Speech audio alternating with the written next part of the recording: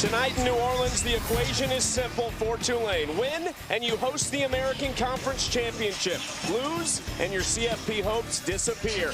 John Sumrall, his days may be numbered, but his focus tonight is on Charlotte.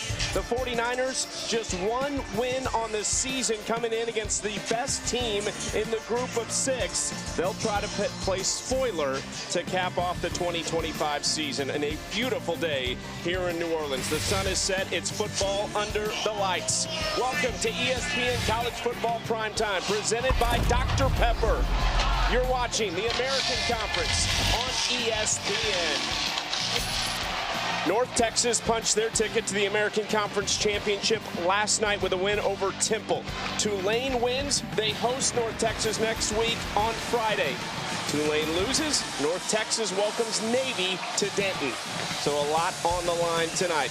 Alongside the former Notre Dame star Darius Walker, I'm Chucky Kemp. How unique of a situation is this for Tulane? The final week of the regular season, every goal you set for yourself is right there for the taking. Well, it's an interesting moment for them because you're talking about a high-pressure situation to end the season. And what do we know about teams at this stage? There's injuries, there's exhaustion, but you mentioned it. Everything is on the line for Tulane, including an American Conference Championship berth next week and a potential college football berth. So it's a lot on the line for them in a vulnerable moment, but it should make for an exciting matchup today. Well, 4 straight American Conference Championship appearances is also what's on the line for Tulane. A win tonight, and they will be in that situation. John Sumrall has picked up right where Willie Fritz left off as he went off to Houston. They have been perfect at home this year with a 5-0 record. They've gotten it done on the defensive line. They've been really good on the offensive line, and that has paved the way for the emergence of Jamari McClure, the redshirt freshman running back who has come on very strong the last 2 weeks. And he's coming on at the perfect time for them. What I love about him is his instinctive nature.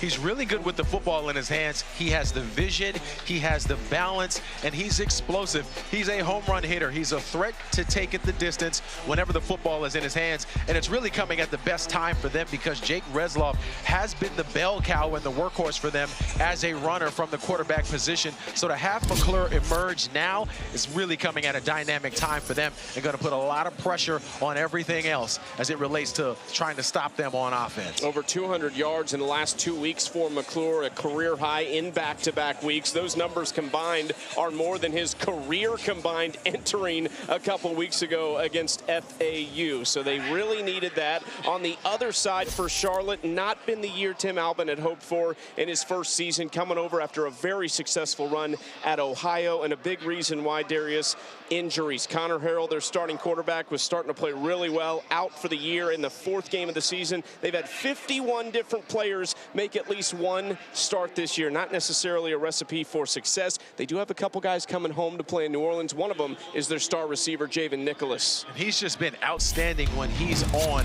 He's a dynamic playmaker. And the word there is playmaker. When the football is in his hands and in his direction, if he's able to get his hands on it, he can take it the distance. When I watch him, I love his ability to cut. This game is against North Texas, one of the best teams, as we know, in the American Conference. He looked like a man amongst boys out in that game. So when he gets rolling and he can get hot. They're going to need him to make a lot of plays here today to keep this game close, especially early in this game. They played with North Texas for a few quarters. John Sumrall, a lot of rumors about his future. His focus tonight, getting Tulane to the conference championship.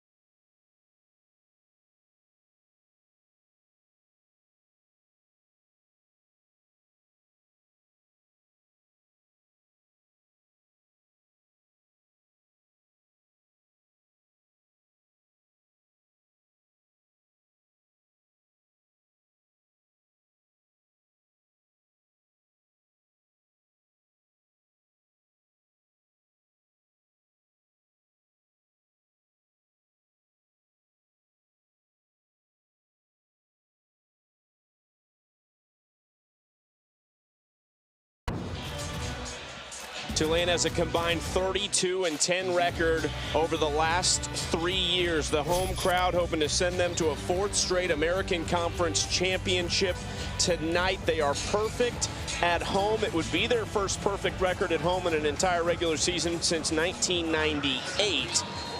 And they would be trying to win the American Conference championship for the first time since 2022. The kick is out of bounds. And the start for Charlotte sums up a little bit of their entire season, a penalty on the opening play. Yeah, they really have struggled in all facets of the game. But I look back at that game against North Texas a few weeks ago for Charlotte. They hung in there. It was close at halftime. It was a 1-score game going into the 4th quarter. So don't be surprised if you see Charlotte come out and play spirited early in this game. Jake Retzloff has thrown for 230 yards or more in 6 of the last 7 games. Transferred from BYU, redshirt senior from Corona, California, was recruited by John Sumrall at Troy before BYU came in and scooped him up, so there was familiarity there, and he has been a star for the Green Wave this year. Gets it out quickly. That's a drop by Shaz Preston, and something we saw a little bit of last week from this receiving corps. And it's really unfortunate because it's just a miscue there. He had a lot of space in front of him because Clickscale Jr., number 12, the corner, gave him such a cushion to start. That's one that Preston's going to have to catch. He's going to have to make those catches in order for them to get this offense going. Retzloff in a pistol set with McClure as the back. Play action pass. They like to take shots early. This one over the middle, and it's caught by Anthony Brown-Stevens just past the marker. They get 12 yards and move the chains. And they're coming at Clickscale Jr., number 12, but an incredible route. Watch him snap this off at the end of it. He's going to stop and then turn around and catch this football. Excellent timing pass from the quarterback as well. First carry from McClure, really impressive last week, Darius. He gets 5 on his first run. What do you like most about this young back? It's really the vision and how he sets up these blocks. I mean, you look at the left tackle on this play, Derek Graham, number 76. McClure did an incredible job of just being patient, allowing him to make his block before cutting up field. So he's showing some maturity at the running back position, despite the fact he's just a redshirt freshman. Omari Hayes, one of their top receivers, motions to the near side slot. McClure on the run up the middle, untouched for the first down, spins off a hit and drives the legs past the 30, and he's being dragged inside the 25 to the 22. Jack Holyfield, the center, was dragging him downfield. And look, it's an incredible run from him, but watch Jack Holyfield here, number 58. The athleticism from the center in the middle just does an incredible job of getting up to the second level and then just acting as a bulldozer after McClure gets out there, pushing him forward. That's an athletic play from the big guy up front. 25 yards for McClure. He's just been a big play machine for Tulane since really taking the reins in this backfield. Stumbles ahead for a gain of 2, tackled by Zion Shockley, one of the defensive linemen. And Chuck, I can't stress how much of a luxury it is to have a running game for Tulane that is not centered around the quarterback. For them moving forward is such a dynamic recipe for success in terms of putting stress on the defense when they have a running back who can play lights out. And we know Retzloff can run, but he's only ran it 12 times for 9 yards over the last 2 weeks. This is Hayes trying to get outside, spun backwards, and here comes Hayes near side. Retzloff waving him around like a third base coach, and Retzloff sets the block. He is just short of the end zone. Omari Hayes touched every piece of turf inside the 15-yard line. Wow, what an unreal individual effort for him to be able to get this into reverse field. But watch Caden Schmaltz here, number 19 in white. He's the guy who has a chance to get him down. He's got to make that play. When you're talking about going against a team with playmakers like Tulane does, and you're Charlotte, when you're put in these situations, you've got to be able to come down with that play. Much respect to Retzloff, though, on that block. For further review to see if the runner stepped out of bounds. And this would be likely on the far side of the field at the beginning of this play and could really negate a spectacular effort by Omari Hayes. Would negate a highlight there. What a play from Omari.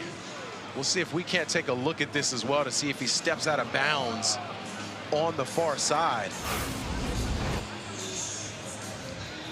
Take another look at this here, Chucky. See if that foot gets out of bounds. Nice heads-up play of recognizing where he was. to try to keep that foot in bounds.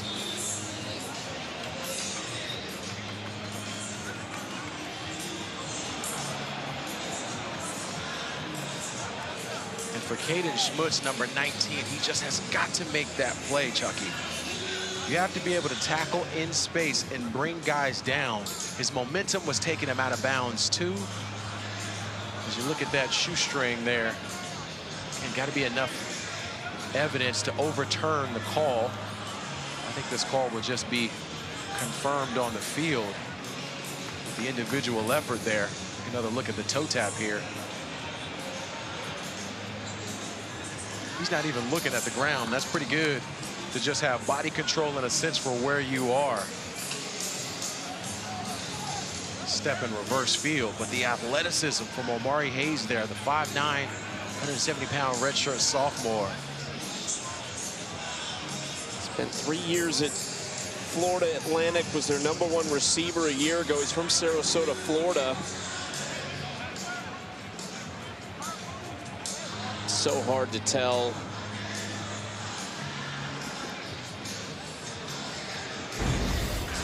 After review, the call on the field is upheld. It'll be Tulane's ball, first down at the 1-yard line. So they uphold the call, and it'll be first and goal Tulane at the 1.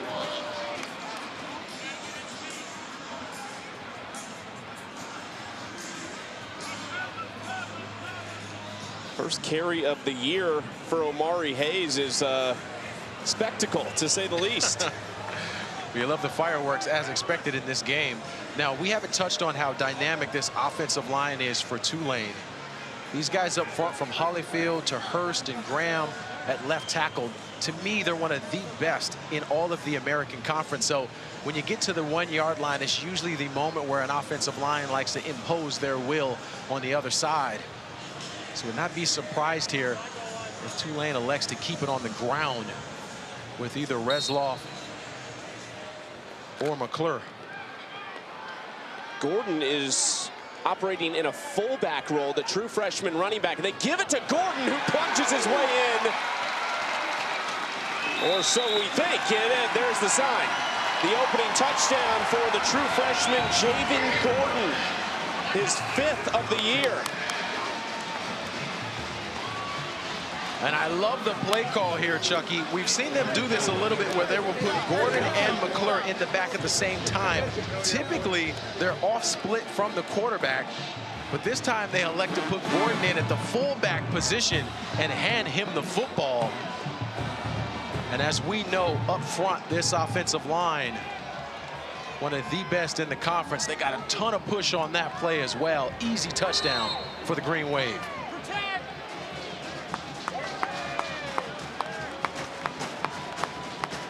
One of the best kickers in the nation on for the extra point, Patrick Durkin.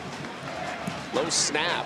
A nice job on the hold and connects to make it 7-0. Great start for Tulane here in New Orleans. And they marched this football all the way down the field.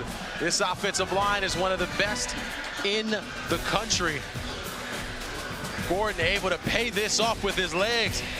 The true freshman doesn't skip leg day. Green Wave of bowling.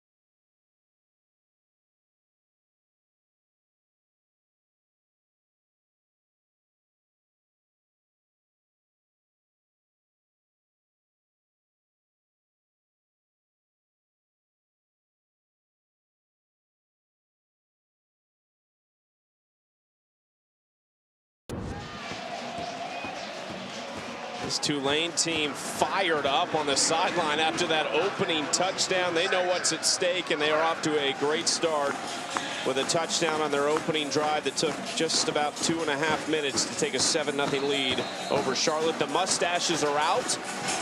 You've got yours on? I've got mine, yeah. I think you're the only one who's missing. You missed the memo there in terms of the stash. Yep. It is that Movember time, too. So shout out to that, but love to see that. Having some fun with the stashes. Durkin sends it away, and it is a touchback as expected from the big leg of the redshirt freshman kicker.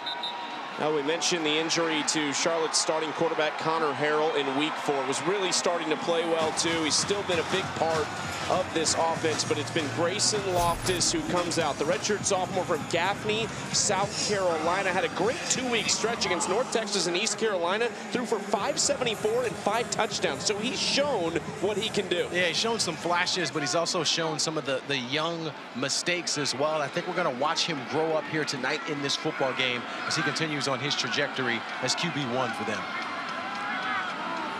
Sean Brown in motion. The receiving core is one of the units, one of the many units for Charlotte who has been bitten by the injury bug.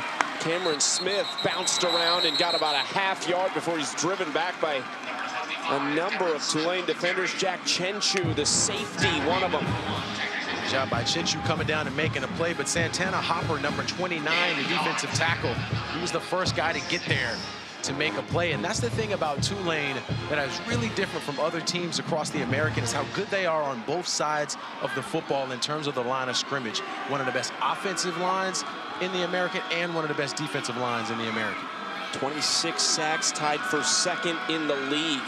2nd and 9 for Loftus, looking near side. It is completed right along the sideline. E.J. Mason steps out of bounds.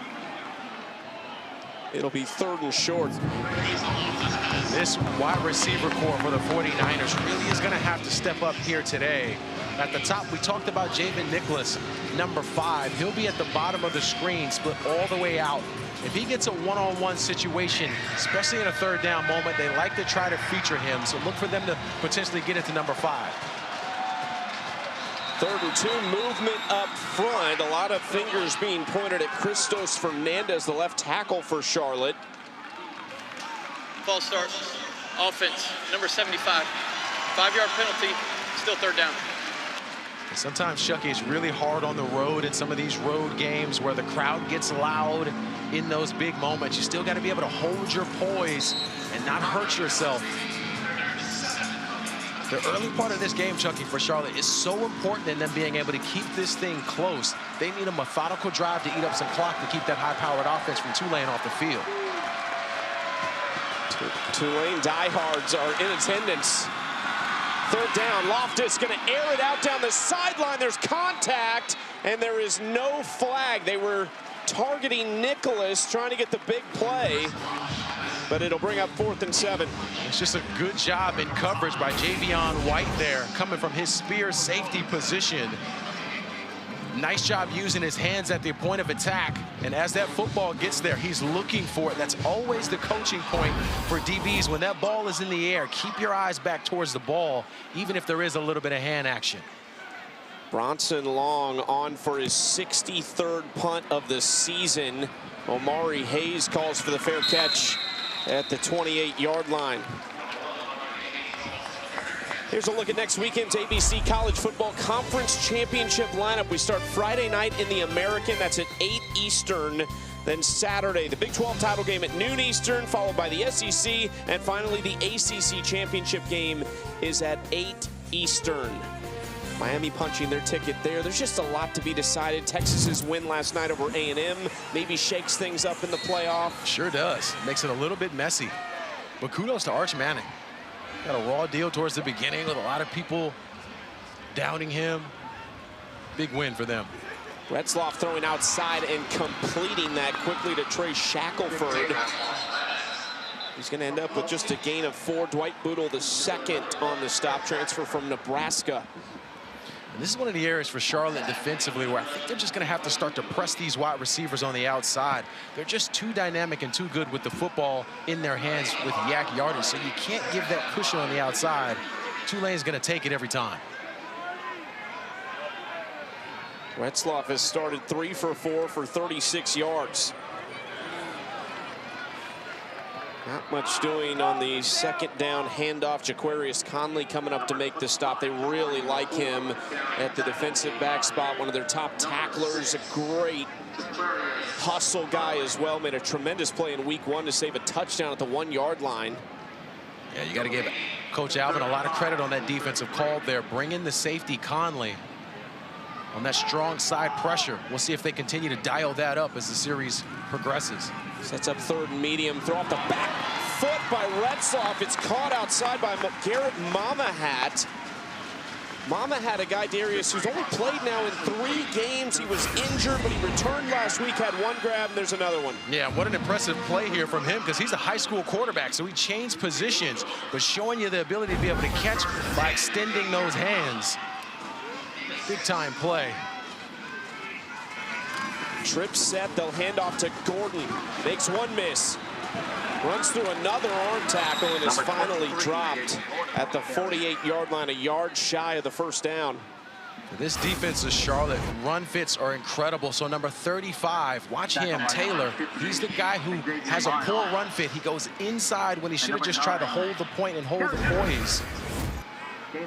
These running backs, these athletes for Tulane are just too good in space. You have to be conscious of your run fits if you're the 49ers. Tulane shifts their tight ends Miller and Reed to the other side of the field. Zycarl Lewis in motion, 2nd and 1. Play action pass. They want to take a shot. They'll dump it off and hitting Lewis near the sideline for a big gain to the 31. Reed Williford knocks him out. A nice grab by Zycarl Lewis, another redshirt freshman seeing time. This is one of those instances where Charlotte played themselves out of this play, so Shea Taylor is going to blitz number 35, which means Reed Williford has got to take the guy out of the inside. He doesn't see him. Eyes in the backfield, makes it an easy pitch and catch for Tulane. 1st and 10 at the 31. Gordon going left side. Good blocking. Gordon through the hole. Gordon to the 20. Still on his feet. Backpedaling down to the 10-yard line and holding on tightly to the ball. Caleb Curtin finally drags him down. On defense, tackling in space. Watch Colin Glier here, number 3. He's the guy who has a chance to get him down. And when you get your hands, 2 hands on a guy, it's just a technique thing of wanting to come to play. So for Charlotte, they have bodies in the right spot. Guys just have to be able to make the play and get a guy down. Gordon and McClure both with runs of at least 20 yards now. Little motion, they flip it to Brown Stevens. And he is hit hard out of bounds by Williford, their top returning tackler and their leader again this season. Brown Stevens, they're showing you that they're continuing to feature him. Nice little wrinkle here, bringing him in motion and then bringing him back on a flat route. Little bubble to the outside. Big time hit from Reed Williford there, coming in and landing the wood towards the end.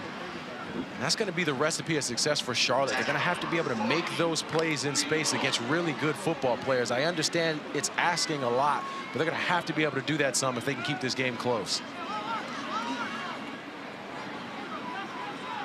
McClure the back. Handoff to McClure, and he just made 1 miss with ease. He's upended at the 1-yard line. He is so shifty. And watch him mill here, number 20, the defensive end. Again, another guy who's in position to be able to make a play, unable to do so. So right now for Charlotte defensively, listen, they're on their heels, but they're on their heels because of technique and tackling. It's not a scheme thing. It's guys being able to make a play on another guy in space. Team that has had a tough season. Retzlaff, QB sneak, is in for the touchdown. Jake Retzlaff with his 13th rushing touchdown of the season, and Tulane is up 2 scores very quickly.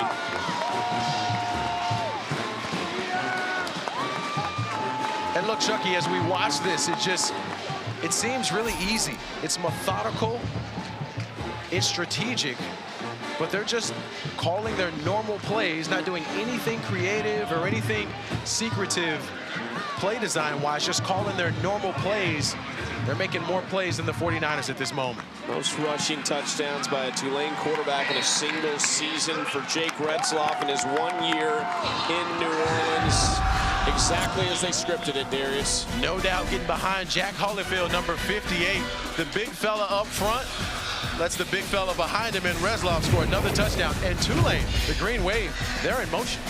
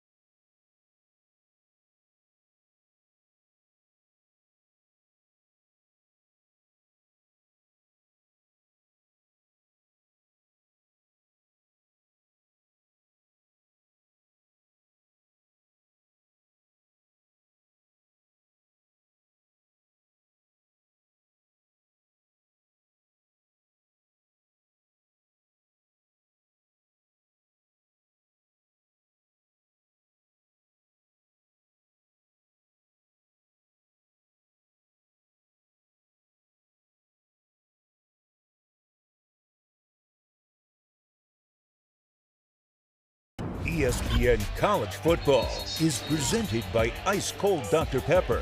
College football, it's a pepper thing.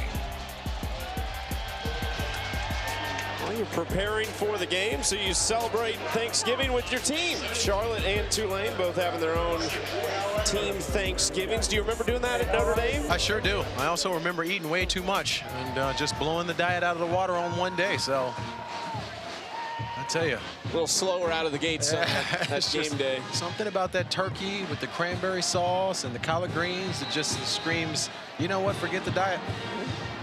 I say that every day. What diet? Durkin on to send it away. A 14-0 start for Tulane in less than 10 minutes.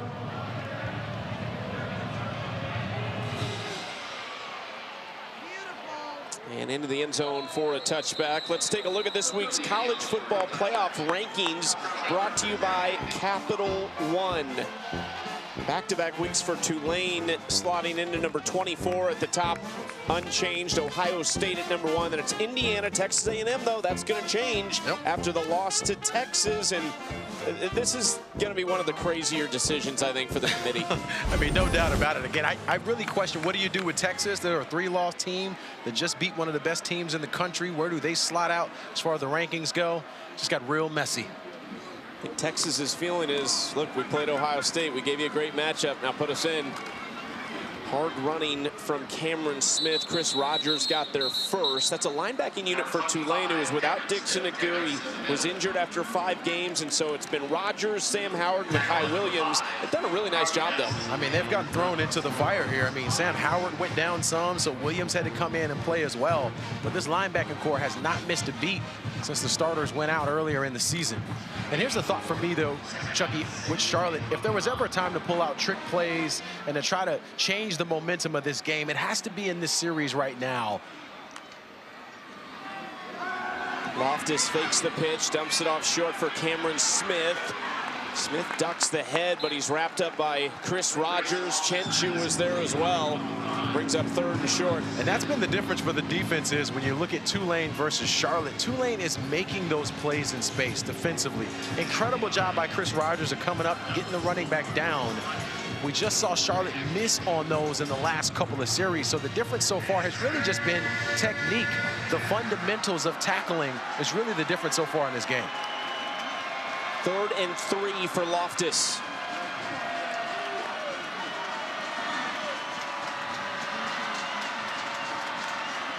Tulane showing pressure. It's a little tunnel screen set up for Nicholas. They've got the 1st down and the 1st touch for the New Orleans native. And I love the call here, Chucky, of trying to get Nicholas going. Watch Gibson here, 74. He's the one who gets out in space. Good job by the big guy showing some athleticism, getting to that 3rd level. Try to get some guys down. You love to see the big fellas blocking up front.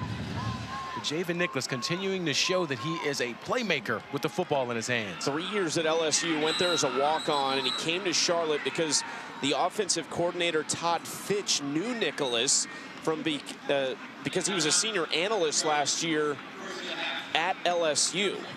So was able to bring him over, felt like he could be a playmaker, and that's exactly what he's been for them.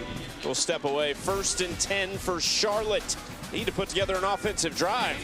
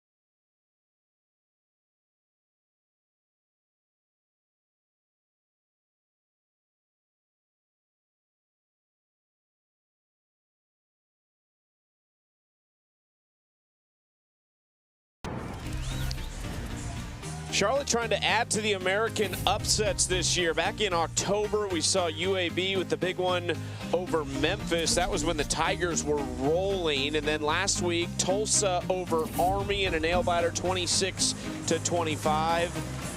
Same time, UTSA, that was not a nail-biter. They dominated East Carolina. Charlotte would love to really shock this conference this week and pick up their 2nd win of the season. Well, look, it's just a 2-score game, still a lot of football left. Nowhere to go. They put Gainey. It looked like it was Nicholas in the backfield. It's Rod Gainey Jr. who goes nowhere. Incredible job on one-on-one with Jordan Norman there, the defensive end, number 9, using those hands to get that offensive lineman off him to be able to make a play.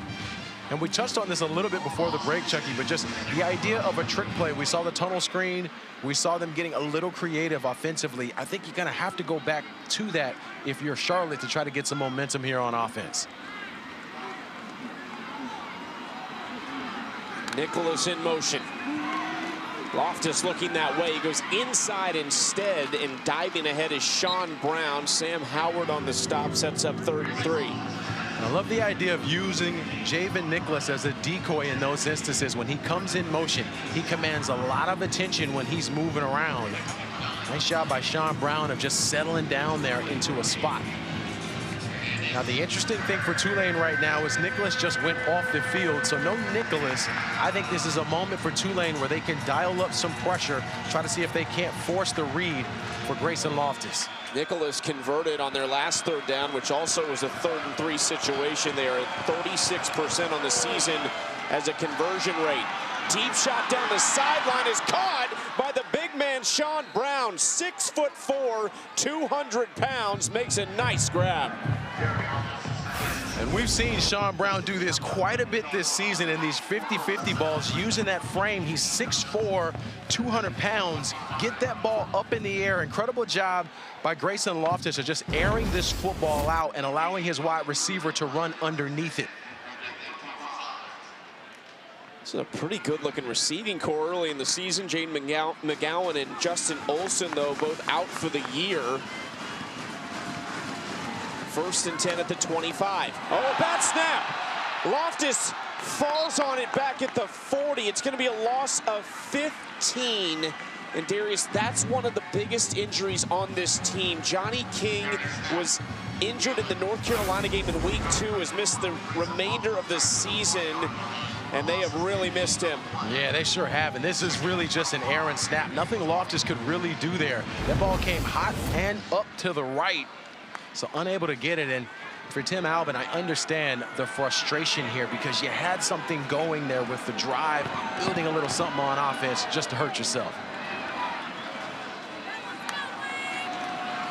2nd and 25, they go short, and immediately Smith is hit by Jaheim Johnson, the redshirt sophomore corner from Hammond, Louisiana.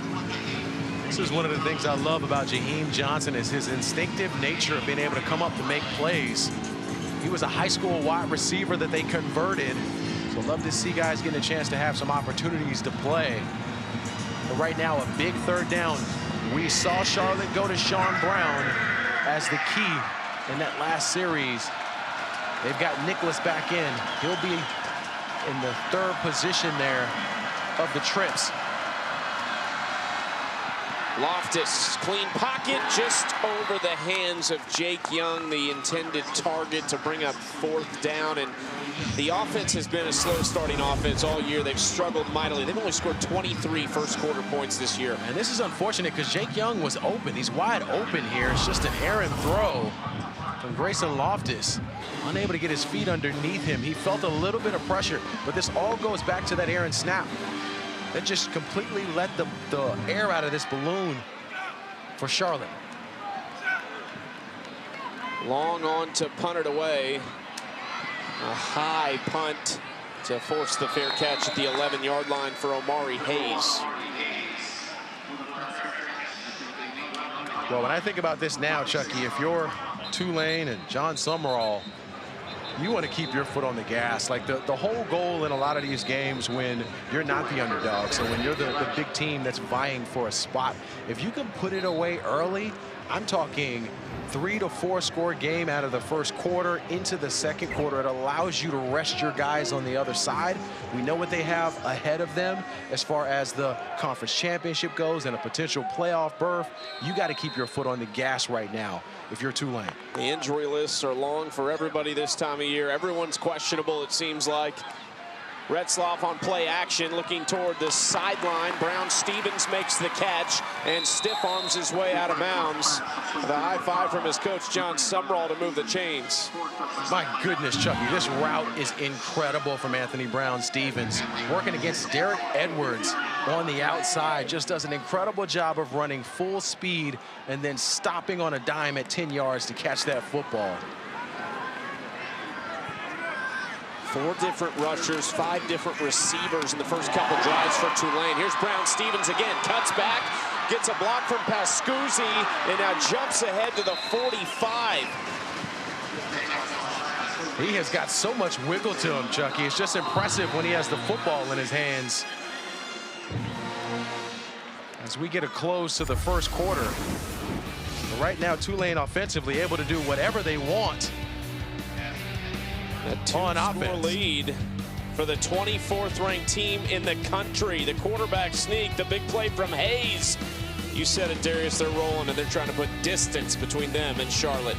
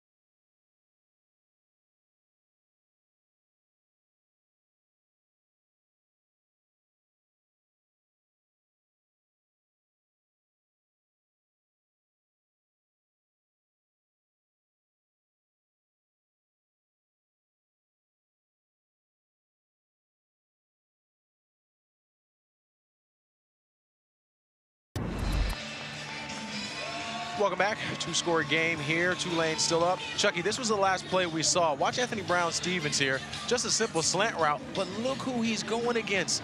That's Caden Smoltz, the linebacker. It's just a matchup nightmare. You're asking a linebacker to be able to cover one of the best wide receivers on this team.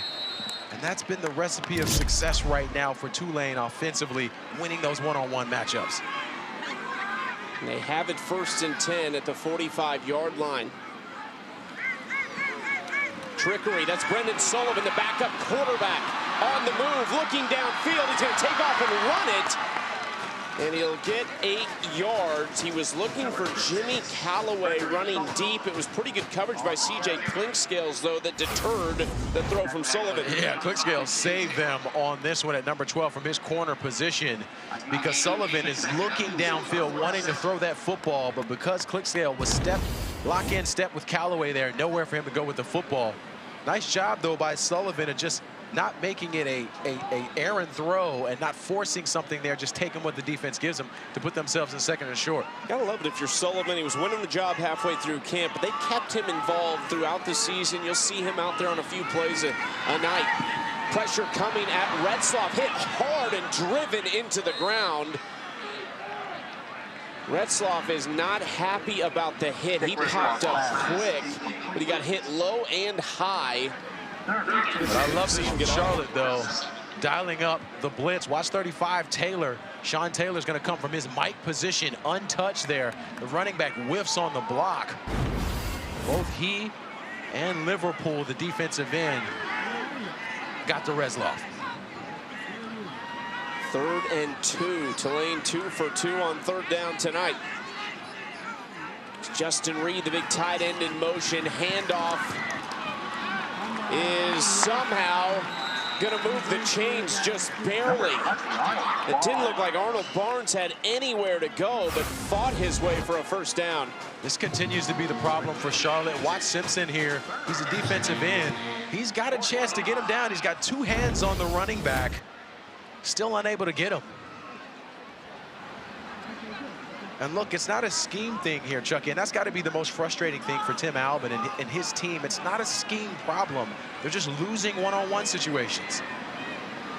Brought his defensive coordinator, Nate Faunus, with him from Ohio. Handoff again. Oh, my goodness. Shea Taylor makes the stop.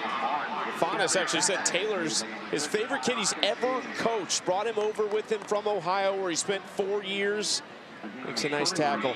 Yeah, they didn't have him last week, so they're excited to have Shea Taylor back. And he's a guy who's really stuck around. Now, he had some Power 4 offers to leave this program, but decided to stick around and continue to compete in his 5th year.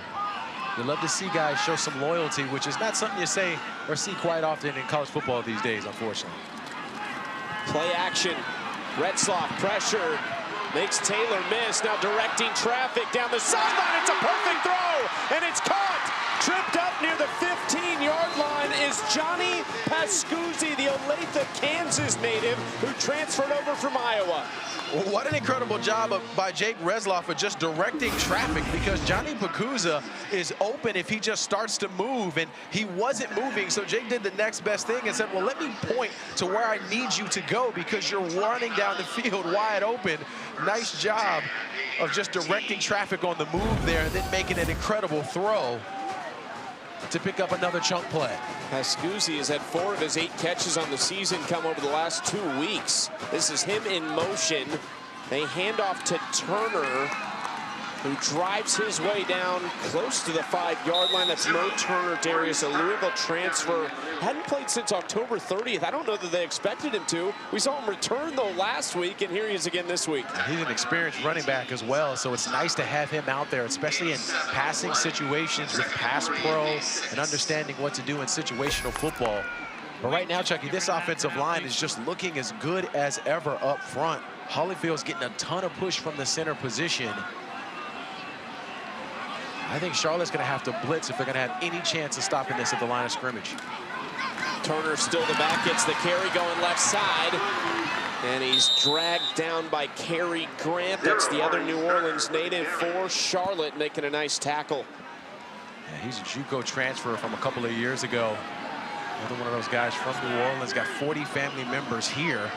Looking to play well in front of his family for sure. Did you ever get to play back in Georgia? I sure did, yeah, and I had about 40 people at the game too as well. We played Georgia Tech, so I got a chance to go home to Atlanta to be around friends and family. It's always a great thing when you can pull those off, because you just get so many people who don't get a chance to actually go to the games to see you. It's a beautiful thing. I bet you scored a touchdown. I had a couple of touchdowns. Yeah, I bet you did. Barnes is the back. Retzloff going to throw it over the middle. Picked off! Caden Schmitz jumped the route, and now Schmitz is tackled by Retzloff. Another one that came over with Nate Faunus and Tim Albin from Ohio has his second pick of the year. Well, it feels like Charlotte really desperately needed a turnover, some kind of play to spark some life. What a job from Caden Schmaltz here. He's number 19 right in the middle. Bates the QB, just waits around, picks it, able to take it. We have our first turnover of the game. Can they make something of it? We'll see when we get back.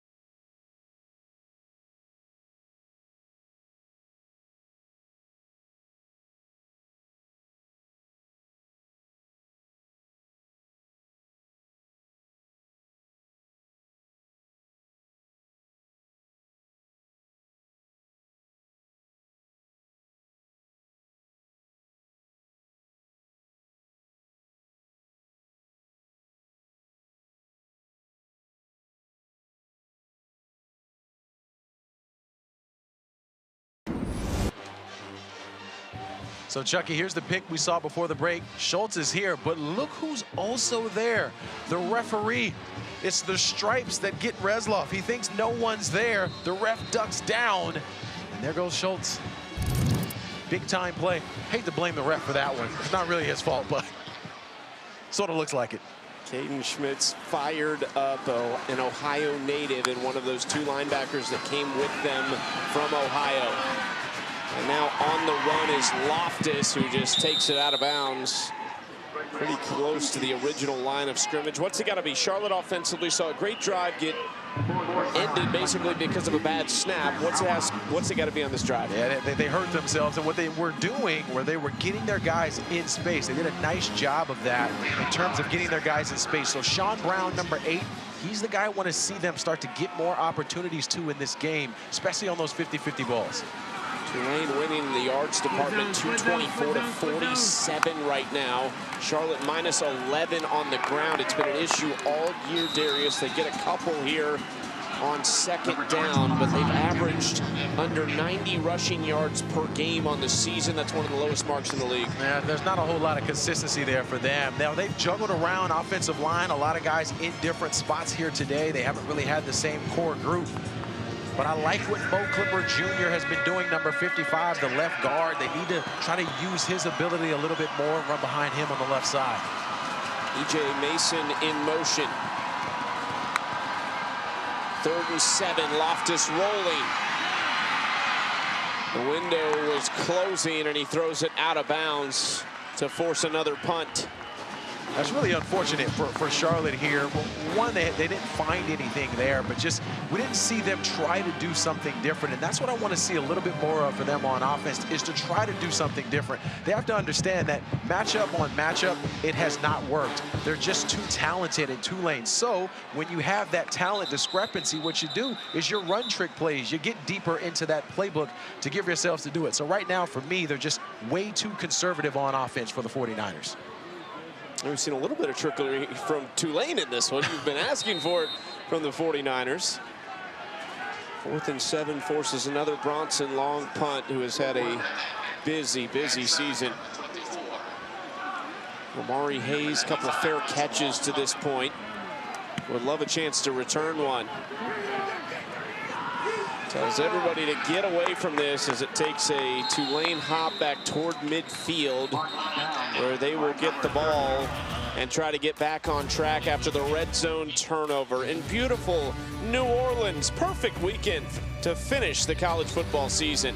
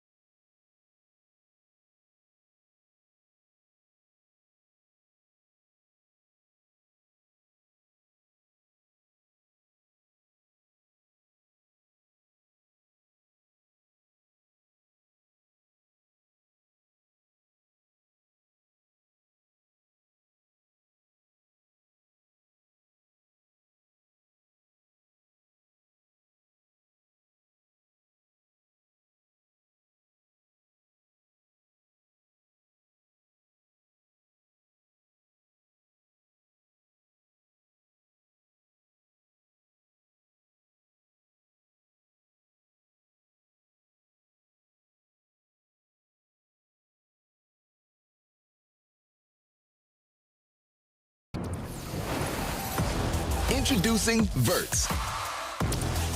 Swipe for news and highlights. Now available on the ESPN app. Now let's take a look at our Fansville College Football Update, brought to you by Dr. Pepper. Big results: Ohio State over Michigan, snapping the streak. Miami cruising past Pitt, but the big one was last night, Darius. Texas A&M falling to number 16 Texas to really shake things up. We've got 3 more happening as well right now. You gotta love those. Shake up in college football. It's always a fun times right now. I'll tell you who doesn't want to shake up. Tulane. They do not. No interest in that. The Irish going to make the playoff? It's looking like it. It's looking like it. You know people, I know that. You're pulling strings somewhere. Make some calls. Play politics for a bit. Retzloff quickly out wide to Carl Lewis. Just past the original line of scrimmage for a gain of about 1. Jaquarius Conley on the stop.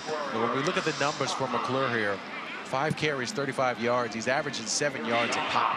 They got to hand the football off to 25 a little bit more, because that's the area for Tulane. If there's an area on offense where they need to grow, it's running the football. They have to mature in this area if they're going to compete for a conference championship next week and a potential playoff berth. They got to run the ball. Something they've done so well the last 2 years with Mekhi Hughes, who transferred to Oregon. He was back-to-back 1,000-yard rusher. The ball's on the ground, punched away and picked up by Charlotte. Another turnover. It's Todd Baldwin the other direction, and Retzloff has his 2nd tackle of the night. inside the 15. Wow. Now, the guy who made the hit was Gavin Willis from his backer position. But I think Jaylon Johnson, the defensive end, number 24, might have gotten his arm in there as well. We'll certainly take another look at this on our side. That's Johnny Pascuzzi on the ground, the tight end, with a big catch earlier in the game.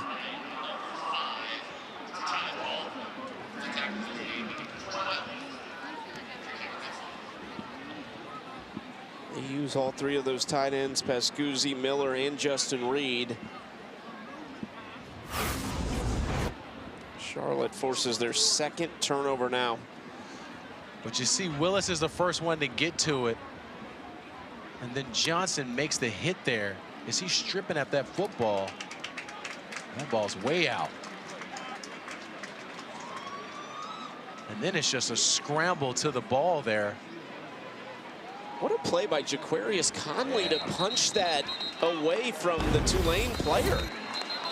Incredible job and an athletic move from Baldwin there, picking that football up, taking it down. Good to see Pascuzzi walking off under his own power. We'll keep an eye on him down on the sideline. At the moment, he's not going into the tent, but John Sumrall frustrated likely with these back-to-back turnovers. Really uncharacteristic for them. We've talked about how much is on the line for Tulane. You have to wonder if the pressure's starting to get to them a bit, but what an incredible opportunity for Charlotte for the 49ers. The guy I'm always looking at in here is Sean Brown. He'll be at the top of the screen. Looks like he may have one-on-one. Keeper for Loftus. Oh, he is hit hard and driven backwards. Jack Chenchu, the Atlanta native, on the stop. And they tried to get a little bit of a play action there, misdirection with a fake sweep to give Loftus some space to get up the field, but Chenchu was not fooled at all by the action in the backfield. Comes up and lays the wood on Loftus. Certainly not a shot you want to take from the quarterback position if you're Charlotte. And trying to get the run game going with the quarterback that time. Nicholas in motion, trying to go toward him. This is in the backfield, and another big hit. This time from Chris Rogers. That was Joey Burns, the third there. And I've touched on this a little bit here, checking in the game. Just like some of the play calling is just giving themselves an opportunity to be successful. I just don't. This play is to the short side of the field, to the number 3 tight end in this offense. And so I just look at it and say, are there other plays that you can call to give yourself a little bit of a better chance to have some success? We've talked a lot about Nichols, number 5. He'll be at the slot towards the top of the screen. Give the guys who have made plays for you a chance to make another play in a critical moment. See what Todd Fitch dials up. Loftus steps up. Third down, needs to convert. Gets it outside to McGee, who is stopped short of the line. Isaiah Shine makes a nice tackle on one of those tight ends. You have to give this defense at Tulane a ton of credit of being able to just have fundamentals as it relates to tackling. We have seen a ton of blue jerseys be in those one-on-one situations against a skilled player for Charlotte and get the guy down. We haven't seen that on the other side from the 49ers. Nothing doing from a touchdown standpoint after forcing 2 turnovers. Chip shot field goal is up, and it is no good. So they only get 5 yards after forcing the turnover. They elect to try for the field goal, and it is missed by Boyd. Well, the frustration just continues for the 49ers. This is their second turnover that they got the ball back and unable to capitalize.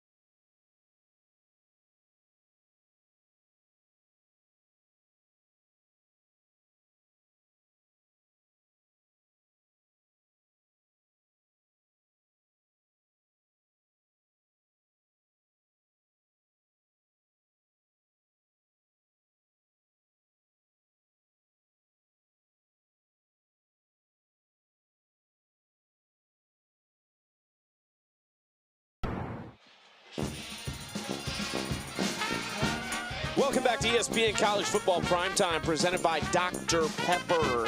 14-0 Tulane over Charlotte here in New Orleans. That is the world-famous Café du Monde, I am told, Darius. I need to familiarize myself. Gotta up it. We'll get you there. Just hang in there with us for a little bit, Mr. Kemp. It looks like my type of spot. Oh, Retzlaff fumbled the football. And this has been really sloppy after a near perfect start in the first 9 minutes or so for Tulane. Not really sure what happened at the mesh point there. Looked like Gordon wasn't expecting to get the football, but Retzlaff was expecting to give him the ball.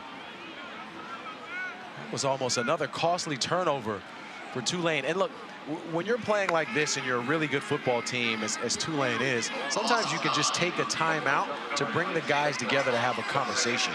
So for me, if I'm John Sumrall, at some point I've got to pull this back in. Sometimes a timeout can do that. 2nd and 19. Retzlaff gets it out. It's incomplete. He was looking short for Gordon. Maybe felt the pressure coming on the backside, though, from Jalen Johnson. Well, if they didn't dial up that pressure for Charlotte for the 49ers this pass play, they're certainly going to do it here. Try to put some pressure on Retzlaff. We just have seen this offense grow really out of sync since the start of the second quarter. 21 minutes, it has been 14-0. Two very quick scores from Tulane, and then a couple turnovers from them. The Charlotte offense has been stagnant as well. 3rd and long, Retzlaff throwing, Brown-Stevens catches. White jerseys all around him to make the stop, well short of the first down. And that's going to force Tulane to punt the football away for the first time tonight. Well, what a change of circumstances here for Tulane, because their first 2 series, they scored touchdowns. Then they had the interception, the fumble, and now a punt. So the past 3 series for them have not worked out well. Just completely out of sorts on the offensive side of the ball. That is Derek Ely, deep to return. Redshirt freshman from Huntersville, North Carolina, Darius. 27.8 is his average on kick returns. He's been an excellent punt returner as well. Ely backs up to the 15. Flags are thrown as he cuts upfield, and he's driven backwards on a short return. We'll see what the flag is back at the 32. There's also an injured Tulane player down on the field.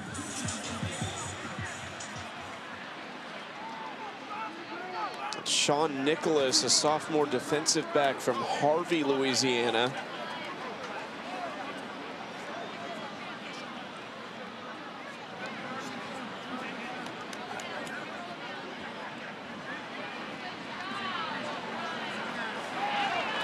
Ely also slow to get up for Charlotte.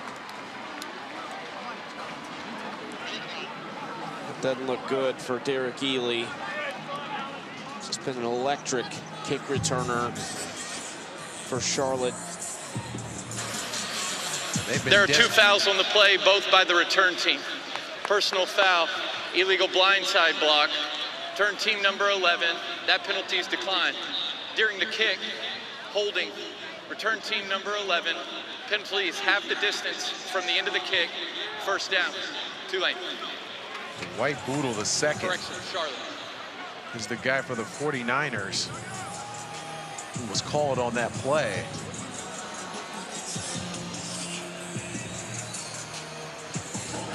That backs this offense that has really struggled after that one drive where they were really moving the football, got into Tulane territory, the bad snap, and haven't done anything since.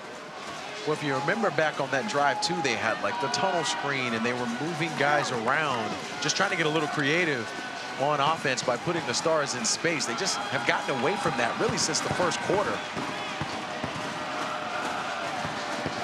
They are negative in the rush yards category still, Darius, with -8. I know that makes you cringe a little bit as a former running back. It's painful.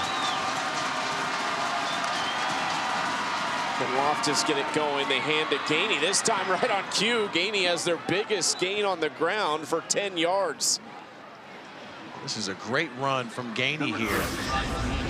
But Christos Fernandez, the left tackle, number 75, he's the guy who makes the key block there on the outside. Nice job of getting up the field by Gainey to pick up the first down.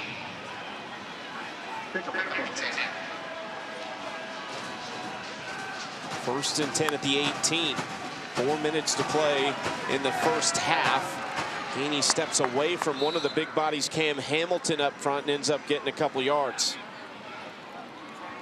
Incredible job by Jordan Norman there, the defensive end, getting into the backfield.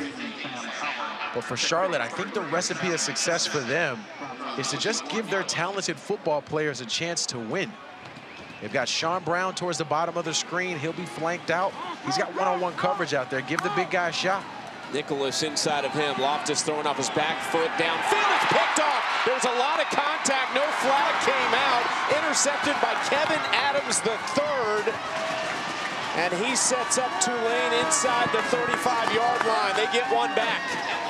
And Loftus is trying to go to E.J. Mason here, running the seam route from the slot position. But Kevin Adams does an incredible job of just playing center fielder in the back. You see 7 here. Gonna come over, just play that center field. Nice job tracking the football. An overthrow from Grayson Loftus results in an interception from Kevin Adams. Nice job playing that ball, but that's an overthrow from the quarterback. Green Wave get their first turnover. Adams' second interception of the season. They're 11th as a team. That's a top 4 number in the American Conference. 1st and 10 for Jake Retzloff and company. Trying to make it a 3-score game before halftime. Out to Shaz Preston, who's dragged down from behind. Saw Preston in some big games this year, was really good against Memphis, had a couple touchdowns. We saw him with a 69-yard touchdown grab to start the game last week at Temple. And this is his 2nd year in the program, so I think we're starting to see him grow and understand what he needs to do. Quickly out to Gordon, the running back, running behind Preston. And Javen Gordon really has been the steady workhorse for them for most of the season up into the past couple of weeks. Now, while he's not a home run hitter type running back, he is a steady guy that can win in short yardage. He's incredibly dependable. So in a 3rd down and short situation, when you have number 23 in the backfield, give the big guy the football. Retzloff under center, Gordon behind him. Hayes in motion. Retzloff kind of pulls it out on a fake sneak and is tackled at the 21-yard line. He's got a first down. Real Navy-like on that play there. Incredible job by Retzloff. And this is one of the ways he really can stress a defense is with his legs. We haven't seen him run as effectively the past couple of weeks. Now, we know he has battled with some injuries. He was supposed to be questionable today coming into this game. But when he's on as a physical runner, it just adds a new layer of complexity to this offense. That's the 2-minute timeout, and it's a big 2 minutes ahead as Tulane tries to make this a 3-score game before halftime.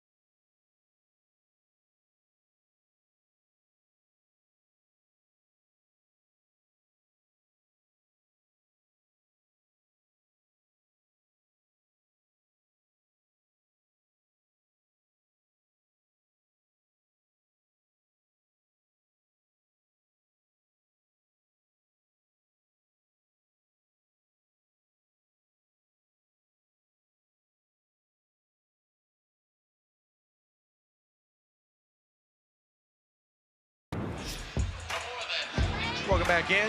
Still got a two-score game here with Tulane up. Charlotte was looking for life, looking for a spark, and they got one. First was the interception from Schmaltz. Johnson makes a great play here to force that football loose. They pick it up. Just were unable to capitalize on both of those. And right before the break, we saw Kevin Adams make this interception to put Tulane in position. Now, will they be able to capitalize on their first turnover? 1st and 10 at the 21-yard line, fresh out of the 2-minute timeout. Retzloff keeps it throwing downfield, and heading inside the 5 goes Shaz Preston. Incredible job from Retzloff for threading the needle here. Kerry Grant, the safety, number 9, is late coming across. But a good job by Retzloff of keeping his eyes down the field and throwing that football to set Preston up to make a big play. Retzloff missed his first throw. Since then, he's 13 of 16, $167, and the interception. They brought Gordon back in the game, number 23. He's the short yardage guy.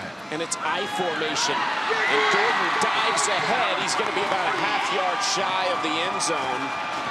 The lights are going off as if that was a touchdown prematurely. Well, Shea Taylor, number 35, the Mike backer, he's the one who comes up to try to make a play. They run into each other. Grant and Taylor ran into each other on that play.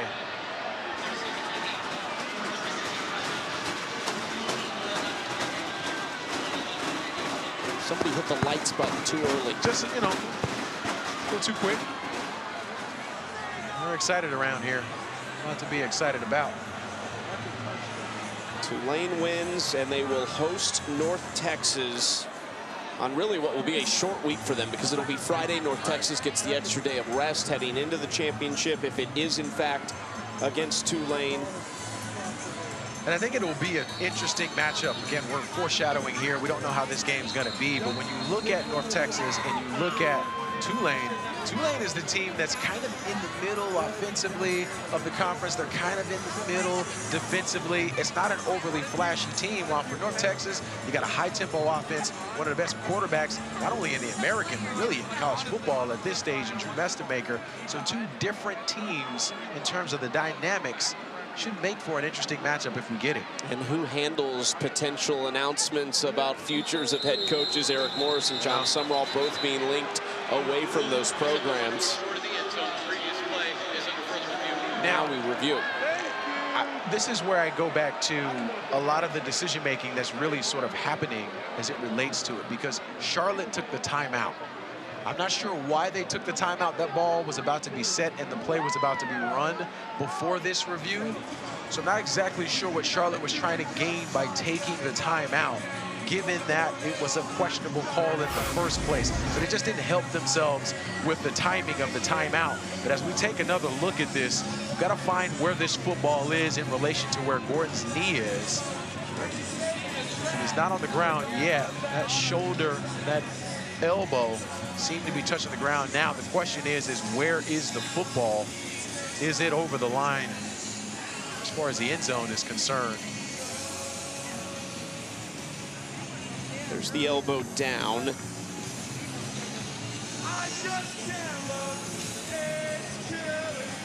Hard to say from this angle. Excellent job by our camera crew here, though.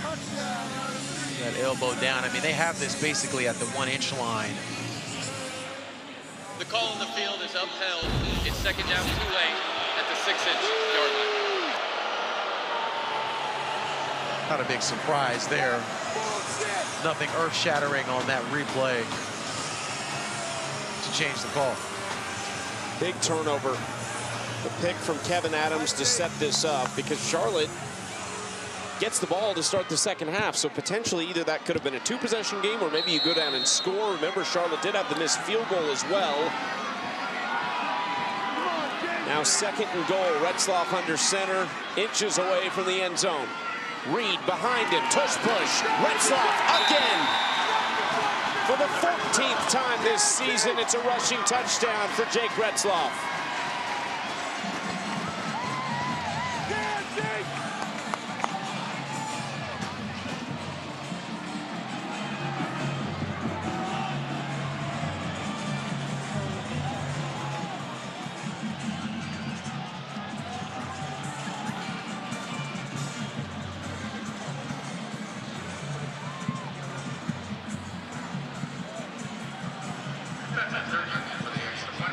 Durkin on to make it 21-0. And he does. A 3-touchdown lead for Tulane.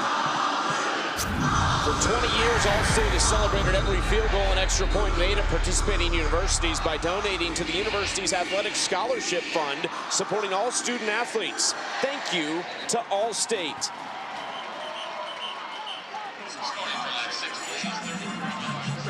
Well, no real surprises on that last series for Tulane offensively.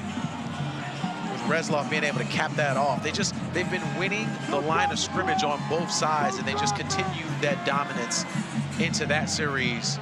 But they did a good job of capitalizing on a turnover, something we were looking for Charlotte to do with their 2 turnovers. They just were unable to get any points off of. Felt a little like, too, even if Charlotte doesn't go down and score, if you go to the break in a 2-score game, you got 30 minutes left in your college football season. What happens in those 30 minutes? Complexion has certainly changed after that touchdown. But 1 minute and 9 seconds left in the first half. We'll see if the 49ers can mount an offensive drive here. It's fair caught on the return. Next Sunday, we've got the official exclusive reveal of the final college football playoff top 25 rankings in a 4-hour special. Reese and the guys break them down top to bottom and unveil the matchups for the 12-team playoff. It starts at noon Eastern after Sunday NFL Countdown on ESPN and the app. I'm just here for the carnage afterwards. Who's angry, who's not, that's what I'm really looking forward to. Who's disappointed? Where does the coaching carousel swing in that moment too? Lots gonna happen over the next 7 days. Loftus throwing short. Pickup of a few on first down. It really doesn't matter too. You could go to 64 teams. The 65th is still going to be mad. Somebody's going to be upset. Somebody's going to be upset for sure. And especially with like the scheduling thing, that's the other piece of this that you hear a lot of coaches talk about publicly on whose schedule is stronger, whose schedule is weaker, all that factoring into play. Something Texas will lean on too with that opening week loss at Ohio State. Loftus dumps it off to Gainey again, who steps out of bounds. I don't think he quite made the first down marker. Maybe 3rd and short. Looks like we got an injured 49er down there. Looks like Rod Green, the right guard. Grabbing at that leg, you hate to see that. Well, they have 5 guys on the O-line out for the year on their injury list. Plenty of others who have dealt with injuries throughout the year or are currently dealing with them. Hopefully he's able to get up and to move around a little bit. And that's the thing, like when you talk to coaches at this stage, they will always talk about injuries and the health of their team. When you're a first-year head coach under a first-year program, when you have as many injuries to key players for Charlotte, it's just really hard to have depth in those moments when it's your first year in the program. As we take another look at Rod Green here, he's working. Kind of comes down at an awkward angle. See if we can't get any information on him. Hopefully he's able to go, because as you mentioned, this offensive line has been pieced together. Defensive line missing key pieces as well for Charlotte. You talked about the depth. That is a point of emphasis for Tim Albin over the next 6 weeks when the portal comes open, is depth on the lines. That is Jordan Norman from behind taking down Loftus. There was another offensive lineman a little banged up. Jesse Ramil kind of limping off the field for Charlotte. Timeout, Tulane. Down, and Tulane wants to try 30-second timeout. Extend this lead even further. Well, we talked a little bit about them trying to keep their foot on the gas to really try to put this game out of reach for Charlotte. And that's what you're trying to do if you're Tulane, is just how do we, and I hate to say it this way, but it's the truth, how do we make them quit? How do we make them be thinking about leaving, thinking about they just want to get out of here? The way to do that is to keep the foot on the gas. Now, was this a punch right there? Ooh. Looked like chippiness coming in there late.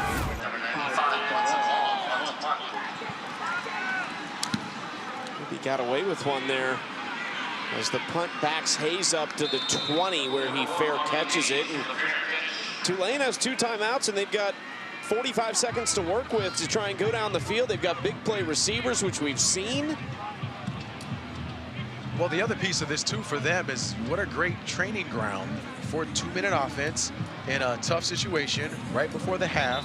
They may have to do this again at some point as far as the rest of their season is concerned. So I love the idea of saying, let's put our guys in a game pressure moment, high pressure moment in a 2-minute offense, needing to put some points on the board.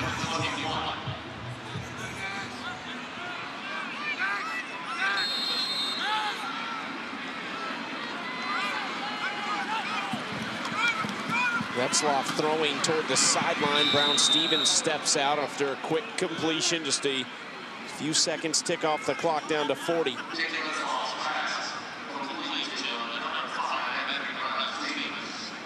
You have to wonder here when they're going to start to try to stretch the field.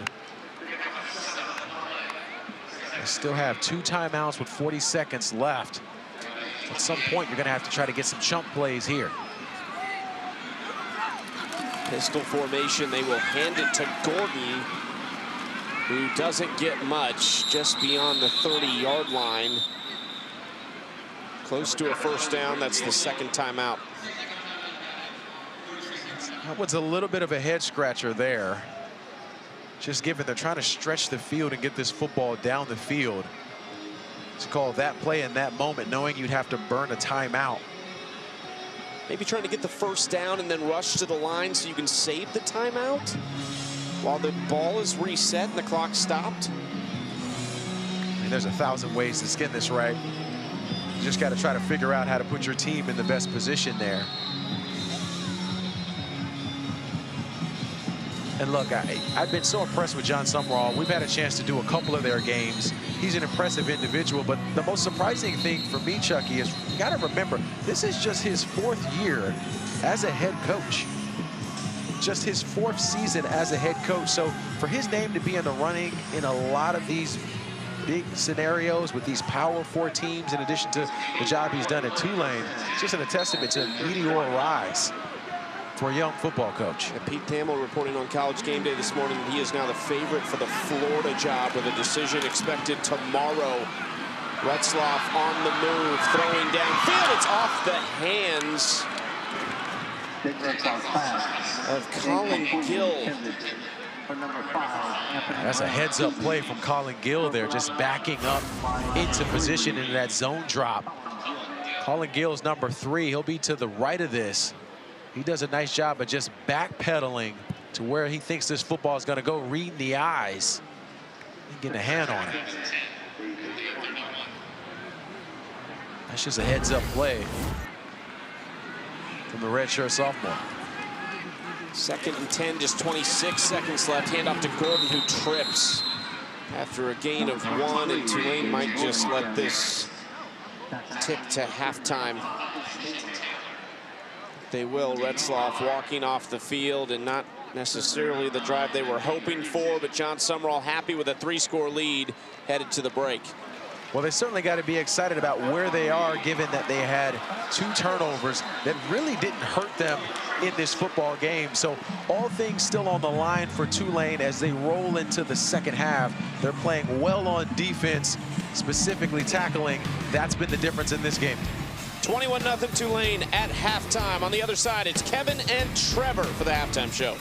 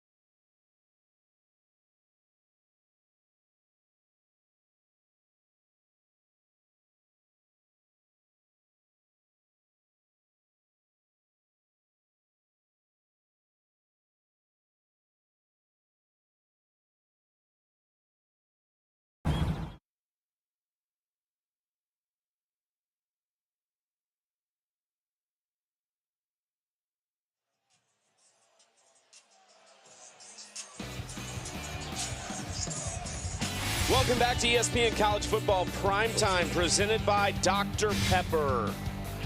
You're watching the American Conference on ESPN. Lovely night in New Orleans as Tulane hoping to punch their ticket to their 4th consecutive American Conference Championship game. With a win, they would host North Texas next Friday right here in New Orleans. Alongside Darius Walker, I'm Chucky Kemp. Tulane up 3 scores. Darius, haven't really played their best football, though. Yeah, and that's the strange thing for them, is that they usually come out with a lot of poise, but it's been the mistakes that they've really hurt themselves. And it's in one of those situations, too, when you look at Charlotte, with them being able to capitalize on it, they just were unable to do so. And so as we look to the future for Tulane, these are the areas where they're really going to have to clean it up. And the first one was Reslov not seeing Smits in the back. He intercepts this. And then the second turnover happened, the fumble. Johnson does a good job of hitting him.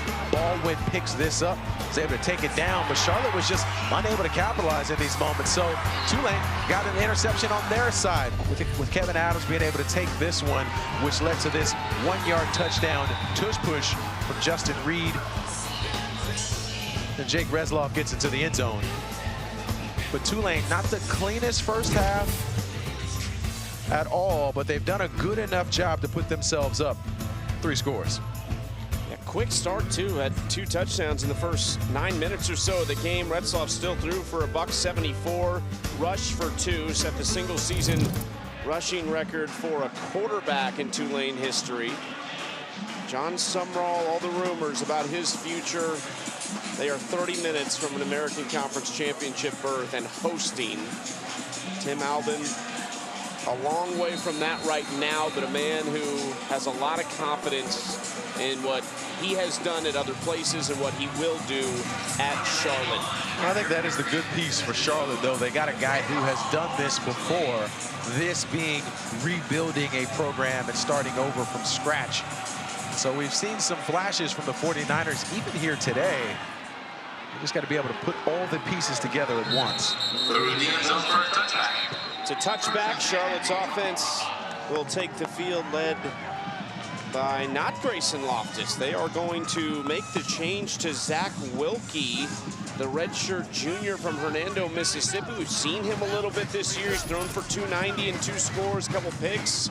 Came into the USF game, and that's really where he did most of his work. 14 of 18 for 150 yards, 2 touchdowns, and 1 interception. Now, he's a redshirt junior. He has a ton of experience at other places as well. We'll see if he can lean on that here to create a spark for this offense. Sean Brown in motion. We've really only seen him targeted the one time. It's a nice catch down the sideline.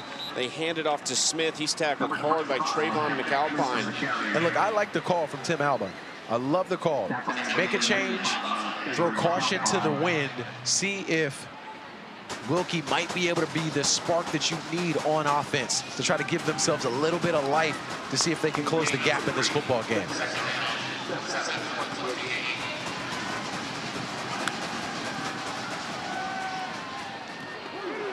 Hard hit as they throw it out to Javen Nicholas for a short gain.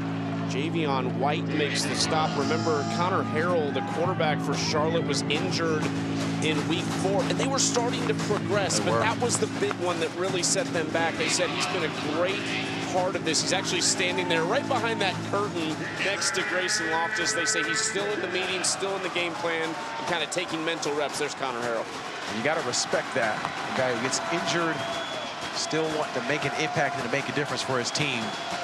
Love to see a guy continue to compete for his teammates. The curtain is a director's nightmare. Johnny Hanna just devastated. Oh my goodness. Nicholas hit hard again. Javion White introducing himself to the New Orleans native. White, another one out of Louisiana from Winsboro. And White's one of those guys who was part of Sumrall's first-year recruiting class. So they like what Javion can do, really growing into a dynamic football player. Excellent job tracking Javion Nicholas that time on 2 separate plays to get themselves off the field. 4th down forces the punt from Bronson Long. Kind of a wobbling kick down to the 32 where Hayes Fair catches it to set up Tulane for their first drive of the second half. Now, Chucky, we talked a little bit about the turnovers for Tulane on offense.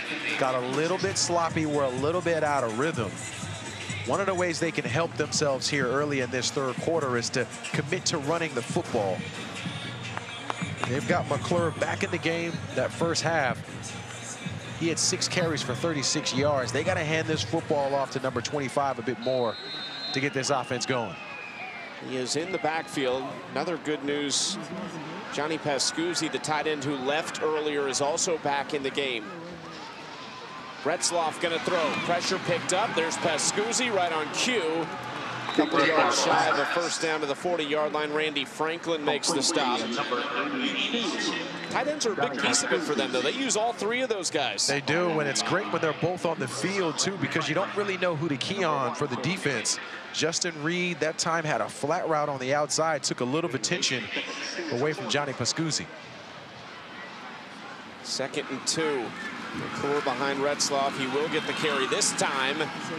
He's bottled up quickly. He's going to be close to the first down. I think he's going to be just shy, though. Caden Schmitz made the tackle. And this is what Schmitz and Taylor are going to have to do on that interior for linebackers. They got to shoot the gaps very quickly and aggressively. Number 19 that time for Charlotte did a good job of just breaking inside immediately to make a play to force a third down and short. Tulane 4 for 5 on third down today. There's Justin Reed, one of the big tight ends in motion. Sets up right behind the left tackle, Derek Graham. Retzloff trying to sneak it. He's pushed backwards, and he's hit hard. There's a flag on the play.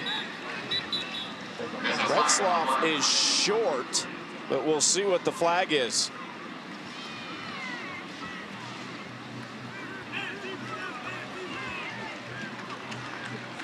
The referee's mic did not work, but that was against Charlotte, and it's going to be a first down for Tulane. And these self-inflicted wounds for Charlotte just continue. Seems like every time they make a good play, have a little bit of success, they retreat and hurt themselves in some type of way. Unable to clean it up here. Retzloff pressure coming. Quick pass out there on a slant pattern to Preston. Who carries the defender to the 33-yard line. This is a nice job with the crossing routes for Preston and Justin Reed. The tight end's going to run the flat route while Preston runs the slant route right into the middle there. Nice job of settling down and catching that football. Nice timing pass from Jake Retzloff there. That's a quarterback and a wide receiver in sync. The backup quarterback, Brendan Sullivan, is standing next to Jake Retzloff. We saw him in the game earlier throwing a pass. They will play action off Sullivan and throw it to the other side to Gordon. And Sullivan will jog off, but just kind of putting something on tape there. Yeah, there you go. Digging down into that playbook. Incredible job offensively of just mixing it up. We were expecting to see a little bit of that from Charlotte, but watch Jalen Johnson, the defensive end, number 24. He's the guy that needs to stop and try to take the running back on that flat route. Just doesn't recognize it in time to be able to make a difference. The result of the play brings up a 2nd and short. Gordon the back, gets it, bounces it outside as a first down and more. Gordon still on his feet inside the 10. There's a flag back at the line of scrimmage. And it's going against Tulane, holding. It's going to come back. And that's unfortunate for them because what a play. Number 56, 10-yard penalty, replay, 2nd down. They got Shadri Hurst, the left guard, on the hole. Big time play from Gordon. Watch Derek Garman here, though. The tackle, one who creates that space, but you see the hold there from Hurst. Anytime you're pulling and tugging on that jersey, pretty easy call for the officials. And in this series, we've seen both teams hurt themselves negating positive plays. First one on Tulane tonight. They're one of the most penalized teams in the country.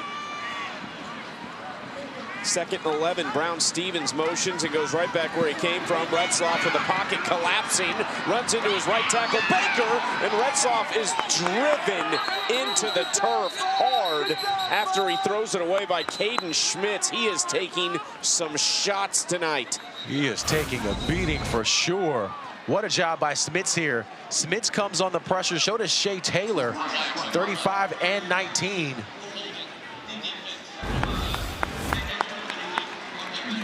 We got Baldwin on the outside on the hole, and this system continues for Charlotte here where they have a good play and then they negate that good play with a miscue or a penalty.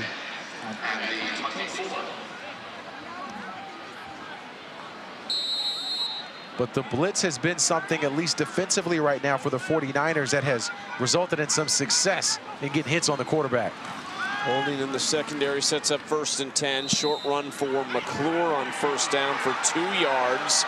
Now there's some fighting going on downfield. It's Schmitz and Shadre Hurst. They were down inside the 10-yard line. A helmet came off of Caden Schmitz. They got to get a lid on this quickly. They most certainly do. Now, I'm not surprised that this offensive line, we talked about them being some of the best in the American Conference, that they're upset about the extra hits that have been happening on the quarterback. But Shadre Hurst just drives After the play Caden was over, Schmitz. personal foul, unnecessary roughness, offense, number 56, 15-yard penalty. The down counts, it'll be 2nd down. Now, it looked like a clean block. The question just becomes, when was the whistle blown? But you got to give your hat off to Shadre Hurst. I mean, he's driving his guy 10 to 15 yards down the field. Schmitz was not happy about it. He has to come off the field because his helmet came off at the end of it. So now it's going to be 2nd and about 22. Or 23 with 9.5 to play in the 3rd quarter. Couple Tulane penalties. Handoff to Gordon, trying to go right side. He's wrapped up by Reed Williford. And gets very minimal yardage to set up 3rd and long. And you see the difference here just in this series. This is what was missing for Charlotte in the 2nd quarter and in part of the 1st quarter. Just those touch plays where you've got a guy who has the football, being able to show your fundamentals and just get him down. And we see that what the result is for Charlotte when they can win in space on defense and get these ball carriers down. They can play with anyone. Omari Hayes in motion still. 3rd and 23. Retzloff, 4-man rush. Throwing, oh, it should have been picked off. Gavin Willis jumped it. And you just wonder where he'd have ran to if he'd have been able to hang on to that football. Oh, what a missed opportunity from Gavin Willis here. We saw the interception earlier from Schmitz. This time Willis backs up in that zone coverage, and Retzloff just doesn't see him. He's trying to get the football to Anthony Brown-Stevens there, but a nice job of just baiting that quarterback and backing up into the zone area, following those eyes by Gavin Willis. And he had so much green grass in front of him, that just could have changed the whole direction of this football game. Now we get to see one of the best kickers in the country, Patrick Durkin. This would be a new career high from 55, and it's going to be well short. Just didn't hit that cleanly. He's hit from 56 in practice. We saw him twice last week hit from 50+, but did not have enough in the leg for that one. Charlotte gets the football back after the missed field goal by Durkin, a rarity. They still lead by 3 touchdowns here in New Orleans.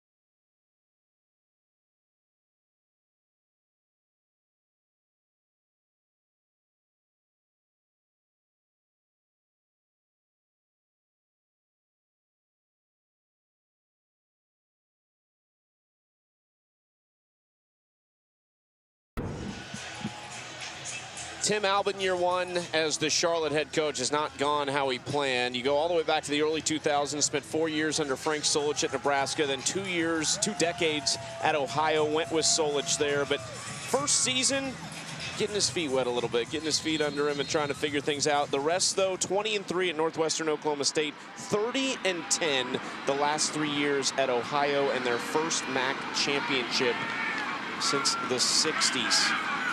Positive things to come for sure for Charlotte, given the history. Haney on the ground is driven backwards. Javion White has been everywhere for Tulane. What's it got to be for, when we talked to Tim Albin, said, look, the next 6 to 8 weeks is going to define the 26th season because you get the portal to open in early January, and you got to build your team there. Well, the other thing is what you're trying to look for when you're building a program are signature wins. This would just be a signature win for Charlotte if they can figure out how to get this game close. They use that momentum to recruit, to fundraise, all the stuff that head coaches have to do. You just need a program win. Wilkie on the keeper gets back to the original line of scrimmage. And he said, look, people might have thought I was crazy when I left Northwestern Oklahoma State. We won an NCAA national title there. They went and ran it back the next year as the runners-up. Thought maybe they think I'm crazy now for leaving Ohio after the success they had, but he believes in the project that he's trying to build at Charlotte. Well, the other thing I respect is just what he talked about in terms of recruiting, where he's looking for good human beings first, good football players second. I just think that gets lost sometimes in college football, that you also have a duty to influence these student athletes to turn them into men. 3rd and 10. Would love to see his offense get something going here. Just over 7 to play in the game. This is a dangerous throw, and it's intercepted by Mo Westmoreland, the big pass rusher from Houston, Texas, transferred over from UTEP, has his first interception. Now, this is a big fella watching film. This guy is watching film, understanding what's going to happen with this offense and what they're going to try to do. Watch Westmoreland here, number 0. He is a defensive end. He's just going to back up because he sees where this ball is going and has been in the film room junkie. Tulane gets their 2nd turnover of the night.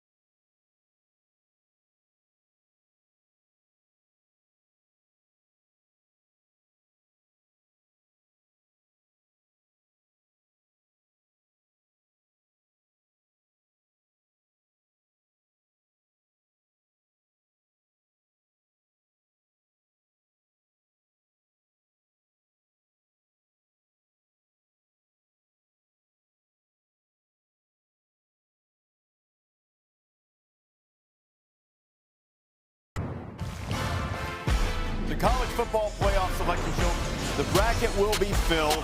Judgment Day is here.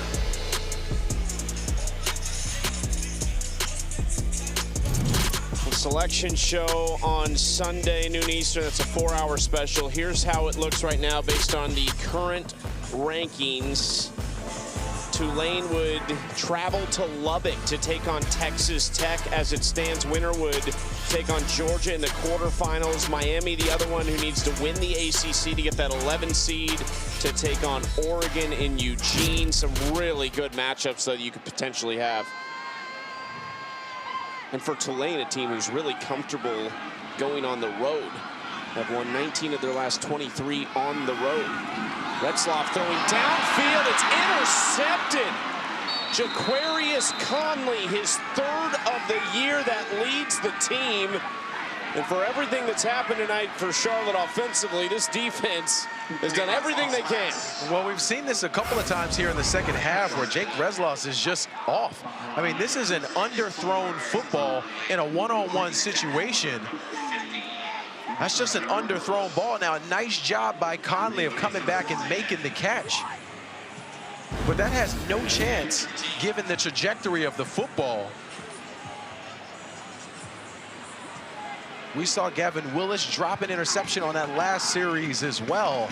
Right now, the quarterback for Tulane, Jake Retzloff, is not seeing the football field the way he typically does.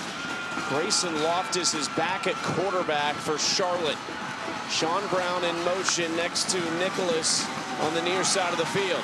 They want to take a shot. This is Nicholas making the catch, and he is across the 35. That's one of their best connections of the season. He's got a massive crowd in the stands, family and friends, 40 of them to watch him. Incredible job running this route here. Nicholas was open. I also thought Sean Brown on the deep ball was another guy who could have been open.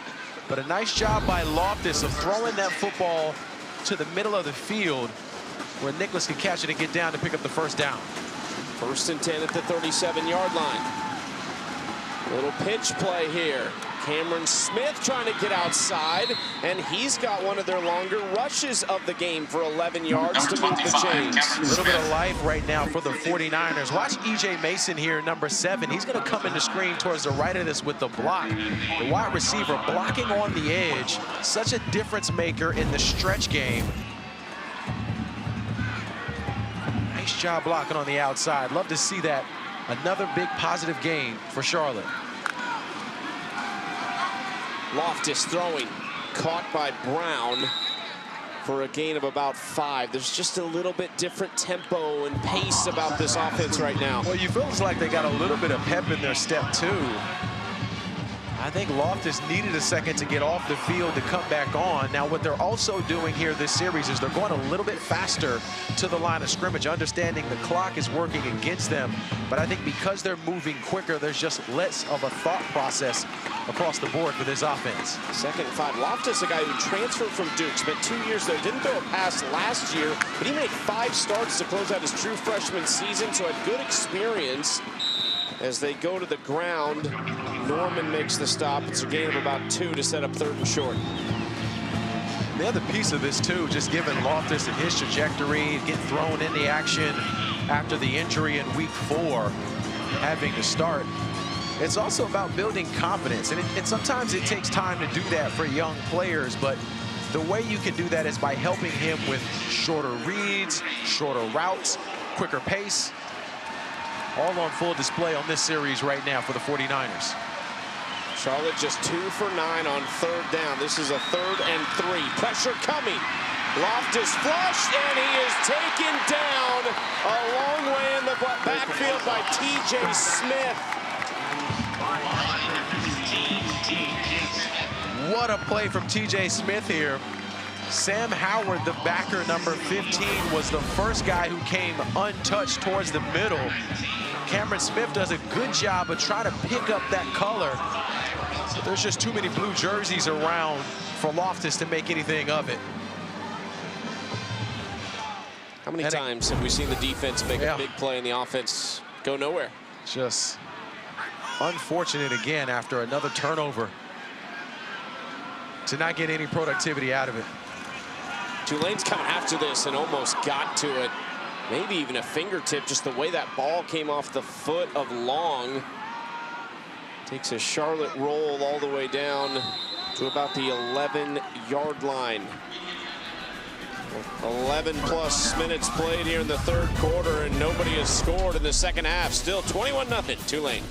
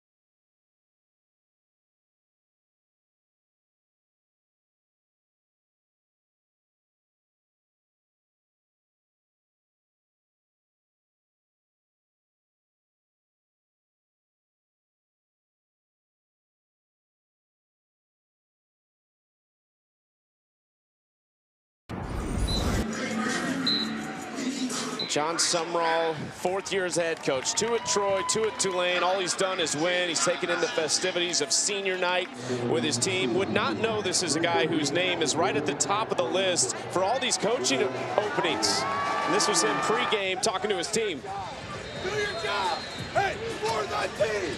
Everybody got it. Know your role, embrace your role, be a star of your role. Let's lock the freaking game. Plenty are left. I mean, he is fired up. And Darius, Pete Thamel reporting on College Game Day this morning as McClure trying to break through for one of his bigger runs all the way down to the 37.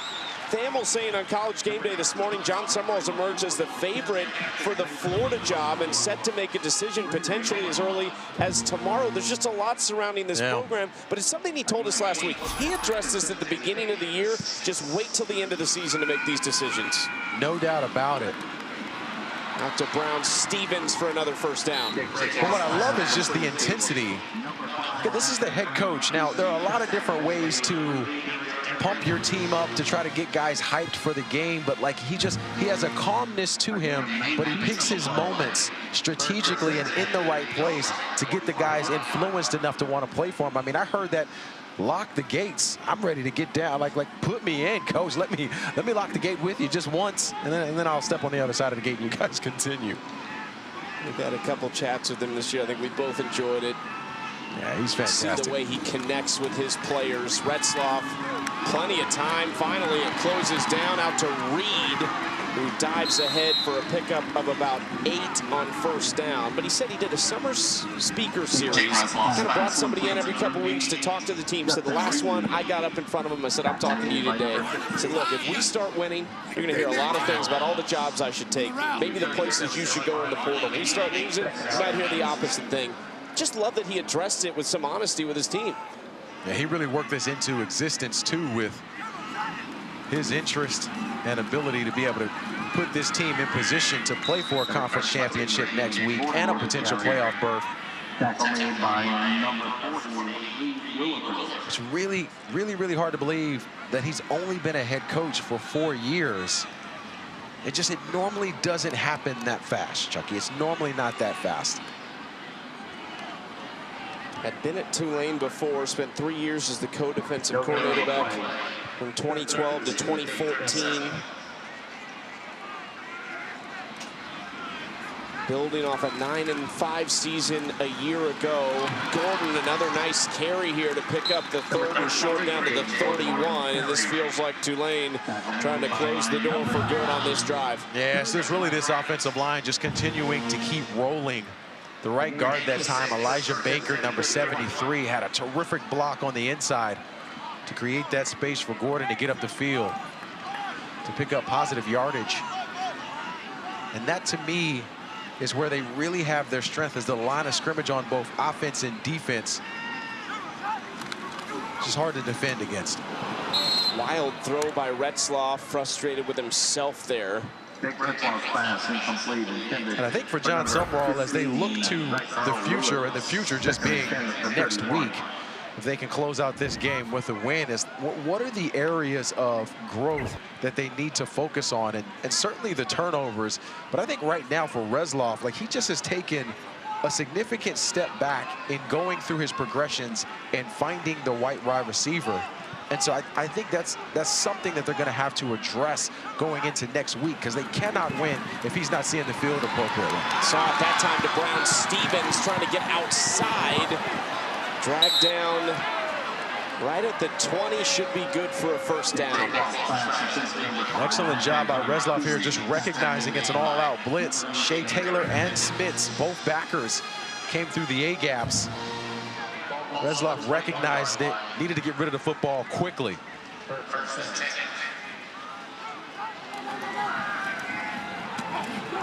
Out wide to Hayes.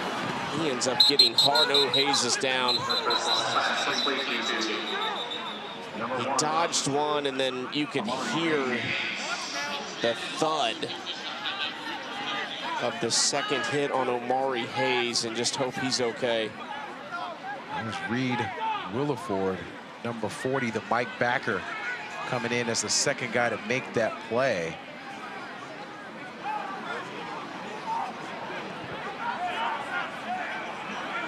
There's some pushing and shoving happening between these two teams. And John Sumrall and his coaching staff trying to get his team back on the sideline. Some chirping happening. Shea Taylor was kind of at the forefront of it for Charlotte and a few others.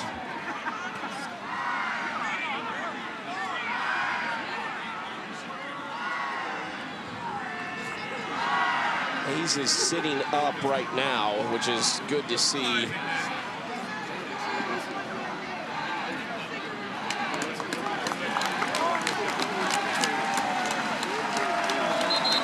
And even better to watch him walk off under his own power.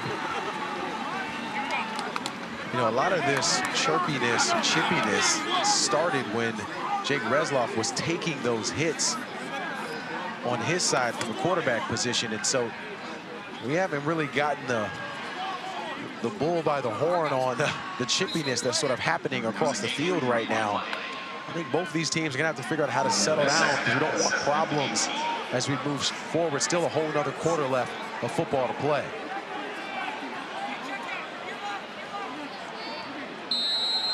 Well, you could probably see what John Sumrall was saying to the official right there. Not happy about something. Retzloff throws short to Gordon, who fumbles it out of bounds. Right to his head coach, who is, I think, a little frustrated about some of those miscues. They asked him in the press conference last week, do you think you're a top 25 team? He said, there must be a lot of bad football happening if that's the case. We're an average team, and part of it is they've just been a little up and down at times, and this is another one of those games, despite leading by 3 touchdowns and despite being 15 minutes from punching their ticket to the American Conference Championship, a game they would host here in New Orleans next week against North Texas. Still 15 minutes to play, though, tonight.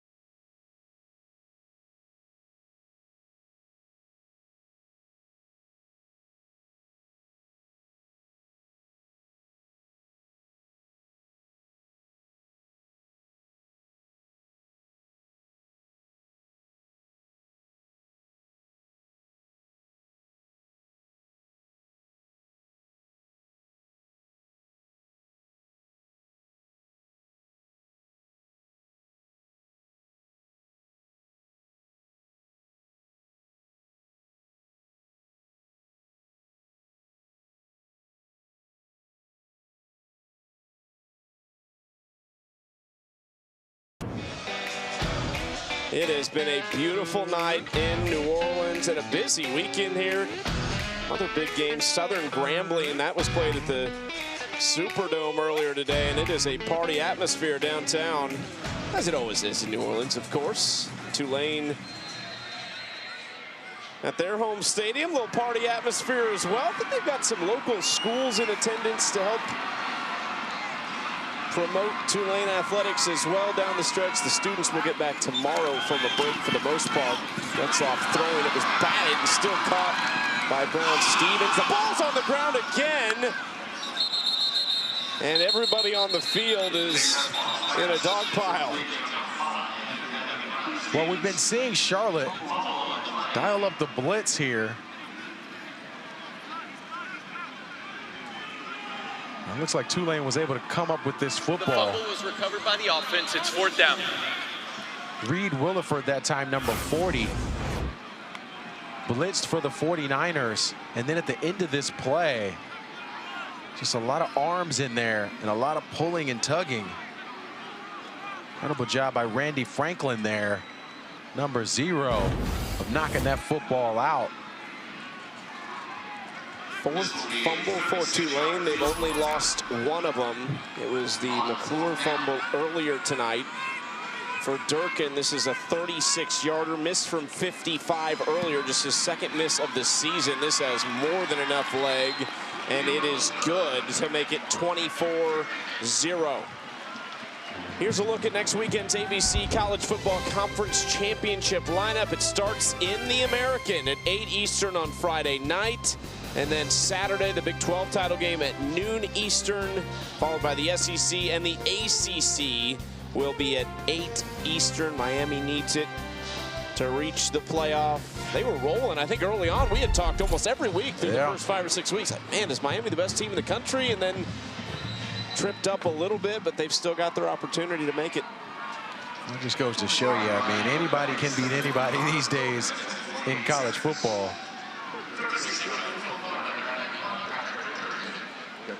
Interesting for Tulane. Some hype around them as they went into that Ole Miss game, and people thought, oh, can they go in and shock Ole Miss? They got blown out in that game 45-10, and so from that point on, it feels like the green wave have almost flown under the radar a little bit. Memphis had their moment, South Florida had their moment, and Tulane is the one right here with a chance to go back to the American Conference Championship.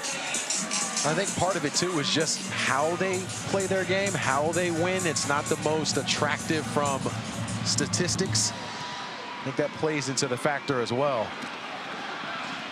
Kick was knocked down for a second and returned just across the 25. Here's our College Football Award Spotlight, brought to you by the Home Depot, featuring the Doak Walker Award. Ahmad Hardy, Juan Lacey, and Jeremiah Love.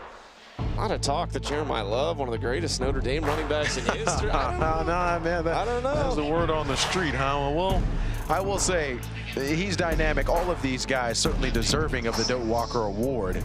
But to that point about just Notre Dame running backs, I want to hesitate a little bit. We can get into that conversation, but we can hesitate just a bit. Throw out wide to Brown is completed for a gain of 7. Remember to tune in for the Home Depot College Football Award Show Friday, December 12th at 7 p.m. on ESPN. I mean, you're top 5 in Notre Dame history in rushing yards in just 3 years. Yeah, and that's where I think if we're talking about career stuff, we just got to look at the numbers. I'm not saying Jeremiah Love isn't deserving of that comment.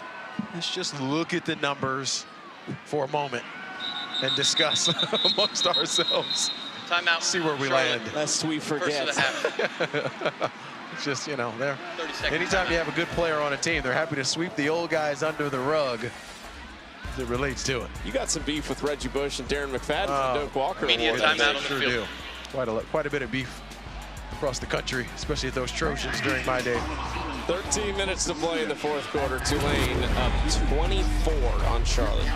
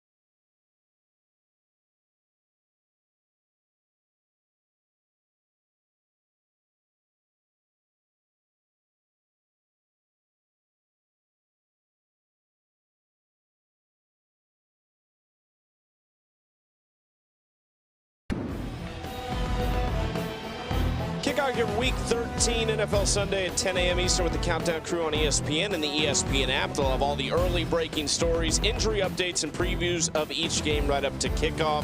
And then our Week 13 Monday Night Football matchup, it's the AFC leading Patriots. They have won 9 straight. They've got the Giants at 8 Eastern on ESPN, ESPN Deportes, and the ESPN app. Peyton and Eli over on E2. And coverage begins with NFL Live at 3 Eastern, then SVP and the Monday Night Countdown Crew at 6 Eastern. 9 straight for the Patriots. Here's the trickery a little bit for Charlotte that you've been looking for. It comes on 2nd down. Javen Nicholas gets leveled, and they do have a 1st down. Elijah Champagne on the hit. Wow, what a shot Nicholas took here. I like the call, though. They're trying to run this reverse here just to get Nicholas into some space on the outside, but he does not see that big body coming back in on the inside and just gets leveled at the end of that play by Champagne. 6'2", 290, moving quickly. Loftus, long throw, and that was almost a house call for Javion White. We talked about him a little bit earlier. He was playing behind a 3rd-round draft pick, Caleb Ransaw, a year ago, but they love this guy. He's the ultimate competitor. Oh, he plays so well on the back end, and he's rangy, too. I think he gets a little surprised here that this ball is there. If his eyes are on the quarterback, he's able to pick this and take it to the house. Another one of those miscues from Grayson Loftus, though, going through his progressions, not seeing the color right, having another one of those young moments by putting the football where it should be. 2nd and 10. Loftus, another long throw. This time it's caught by Miles Burris. Pushed out at the 48-yard line. Now back in the backfield, there's some more chippiness happening. Jordan Norman lost his helmet. 2 flags on the field.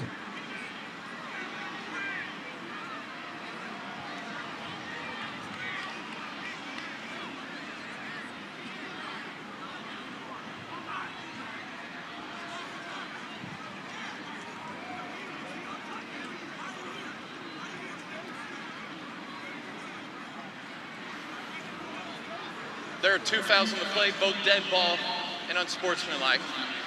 Sportsmanlike, offense, number 68, and defense, number 9. Those fouls offset, though are both of theirs first unsportsmanlike towards disqualification. Now, Chucky, I just want to commend John Sumrall on the way he reacted to that play as it relates to his player and their portion in it. In a lot of those instances, you will see coaches just be really emotional, really upset about the performance and the penalty as it relates to it. And we'll take another look at this at the end of this play. But I have to commend Sumrall on using it as a teaching moment and doing it in a calm, sort of fatherly-like way. I think that's what makes the difference for him in terms of how he connects with his football players. False start, offense, number 88. 5-yard penalty, still 3rd down. And we saw a similar thing last week, too. And we're talking about high-pressure games as well on the road last week at Temple. So it's not just because they're up 24-0. That's just something he has done. And it's really just kind of goes against the grain of what you typically see coaches do in that moment and in that situation. And it's not only that play. They're having a frustrating performance in a lot of different areas. So for him to still be calm and cool, again, I say bravo, coach. That's hard to do. 3rd and 6. Charlotte just 2 for 10 on 3rd down. Tonight pressure coming. Loftus launching downfield, and it is caught incomplete. Was juggling it on the way out Rolling of bounds. on the field is an incomplete pass. 4th down. It was a great job just tracking that ball by Nicholas. The rolling on the field is an incomplete pass. It's 4th down. But Chris Rogers is the guy for the Green Wave. Number 4. Their backer who goes inside. And what a job at the end of this play. And Nicholas just trying to catch that football. You see it was bobbling and it hits the ground there. Clearly out of bounds. That would have been a heck of a catch if he was able to hang on to it. Timeout, Charlotte. Their 2nd of the half. 30-second timeout.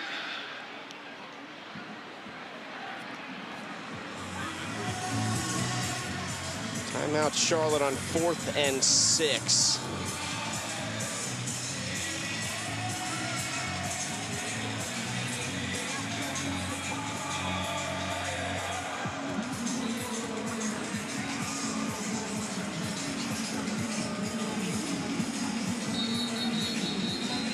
Tim Albin, just feel for him a little bit because of the injuries they've dealt with. Year one, you're just trying to lay a foundation, and you feel like you've really kind of been held back in a lot of ways from doing that.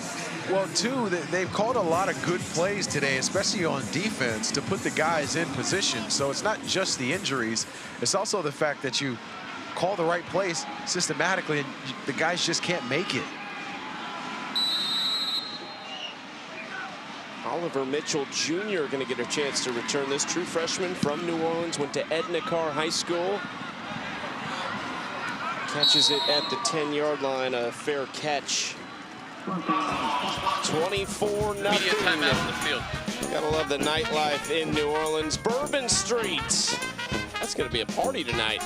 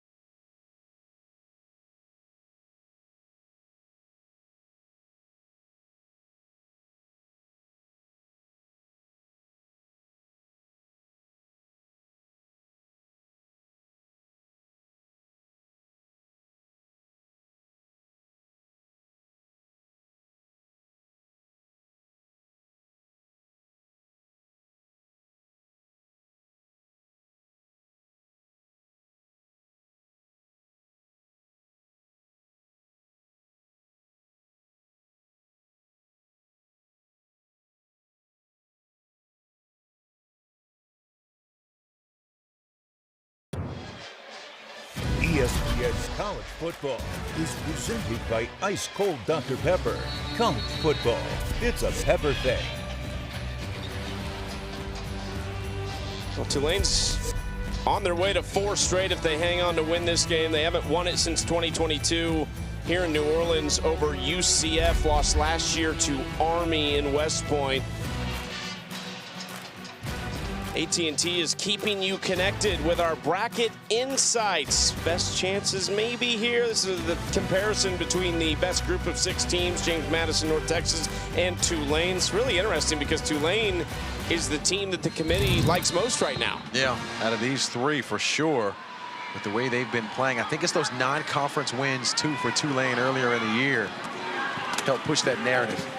Pascuzzi makes the grab on first down. Sign up now at ESPN.com and fill out your own CFP bracket challenge presented by AT&T. And that's what they've said. They like those early challenges, Northwestern, Duke, even at Ole Miss. But they got the wins over Northwestern and Duke. That was earlier in the season, but just an excellent performance to start the year for the Green Wave. They really have kept that in motion the rest of the way. Second down handoff going up the middle and stood up after about a yard. With a win tonight, Tulane would have 42 since 2022. That's 6th best in the nation. We've seen some of the numbers, the road victories, the conference winning percentage. Just a lot of things that point to Tulane's dominance over the last 4 years. And I say this with an asterisk just because it's what we're seeing now. They did not play like they played today so far in any of those contests and in any of those games. So this is a team right now that is honestly not playing well. Retzloff sets up, throws a little corner route. It's incomplete, maybe tipped up front. He was looking for Shaz Preston, and that was a quick 3 and out from Tulane. We talked a little bit about John Summerall and him mentioning that he felt like his team was an average football team as it relates to it. Today, they have certainly looked like that today. I would say prior to this, they certainly looked like a different team that was worthy of the grade, but with the way they played in this football game, they're gonna have no shot next week if they show up against North Texas the way they showed up here today. So there's a lot to clean up for Tulane if they can edge out in this game. I think you've seen it in one game alone in Memphis. They scored 35 first half points against Memphis and then just 3 in the second half. And you were talking about North Texas, the high-powered offense. Drew Mestemaker, a redshirt freshman. Eric Morris loves this guy. He's worked with some outstanding quarterbacks. Yes. And he told us, and we both were astonished by it, but he said he might be the best one. He's just not played a lot of football out of high school, and he comes in and he's torn it up, and then Caleb Hawkins is a true freshman. Yeah, both these guys have really just been lighting it up, and 2 really young football players making a massive difference on their teams. Now, the interesting piece for North Texas, we know Eric Morris is leaving his post as the head coach there. Nice tackle in open space by Chris Rogers. And Rogers continuing to show up in this football game after having stepped in for Dixon Agu earlier this season. Those are the bright spots, the real bright spots for Tulane, especially on defense, is just the tackling in space. They are as good as anyone in those one-on-one situations defensively. They desperately need to clean up some of the other stuff in a hurry. 8 Eastern next Friday, the American Conference Championship on ABC. My goodness, another just bone-crunching hit by Chris Rogers. And look, this is a guy who's just continuing to play. He's like, I'm in the game in this spot. I'm not going to slow down or alter my play regardless of what the scenario and the situation is in this game. Charlotte just 7 yards rushing on 19 carries. Look, the ground game hasn't worked for Charlotte. They haven't really committed to it either, but we know the struggles they have on the offensive line. I want to see them try to air it out some. Loftus steps up, gets out of the pocket, throws it short to one of the tight ends, who is upended by TJ Smith. Flag in the backfield, more pushing and shoving here, and you got to be careful if you are, especially if you're a Tulane player. You got a conference championship in potentially 6 days' time. Don't want to do something to jeopardize your participation in said game. There's a lot on the line there. That's Cameron Hamilton there, one of their After the play leaders was on over, defense. personal foul, unnecessary roughness, offense, number 58. 15-yard penalty, the down counts. It's 4th down.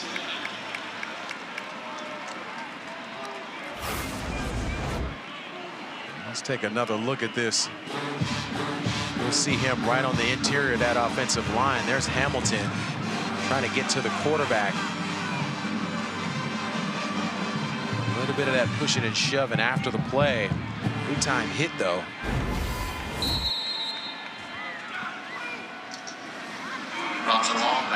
Ends up 4th and 25, and another punt for Bronson Long.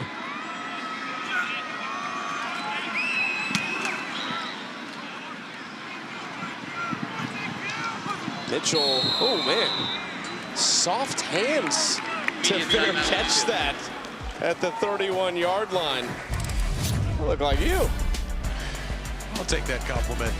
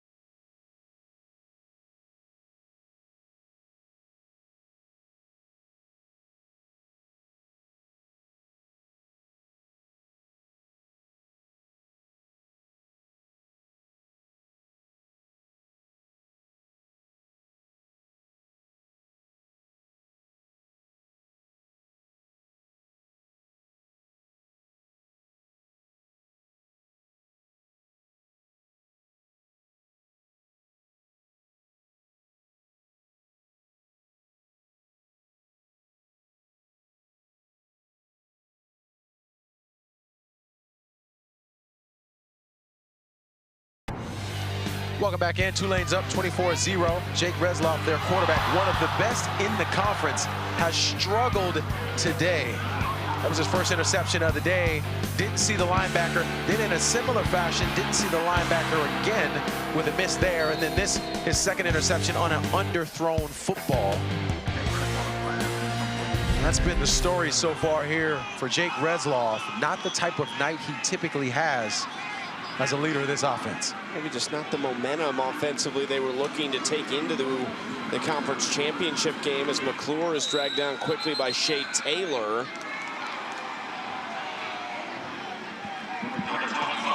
And it started so well too, Darius. Those first two drives, I mean, it looked like they were just going to light it up tonight offensively. And look, the numbers just really tell the story for them. This kind of performance from Jake Retzloff against North Texas, certainly against anyone in the college football playoff, is not going to be a positive recipe of success for Tulane. So there's a lot to clean up in a hurry if they can win this football game. Mama Hat absorbs the contact and has a first down across the 45-yard line. And I mentioned it, but that Memphis first half, that was as good as this Tulane offense has been all year. They looked unstoppable. And I think with the addition of McClure really running things well, he's got 10 carries, 66 yards here on the day. Adding him is going to add fuel to the fire offensively for them. As Trey Shackelford makes a big play on the outside. Remember, they are without one of their top receivers on the season, Bryce Bohannon, for the second straight game as well. What a nice job working against Baldwin there. Baldwin slips on the way back in. And not to go back to this again, but it merits saying again for Charlotte, guys in position just unable to make tackles. So there's some fundamental things happening for Charlotte defensively that you can kind of only correct in practice by working it, giving examples, going again. It's technique, it's run fits, it's the simple stuff that unfortunately has been missed for them defensively all night tonight. Randy Franklin is helped off for Charlotte from that far sideline. A couple years at Navy to begin his career. There's Bohannon, Bryce Bohannon, injured in practice a week ago. Missed the Temple game, out again tonight. That's a big miss for them. Just a reliable target that Retzloff really trusts. Yeah, and he's a fifth-year senior, so he's experienced, really good in these moments as an energy guy and a vocal leader too. They definitely miss him.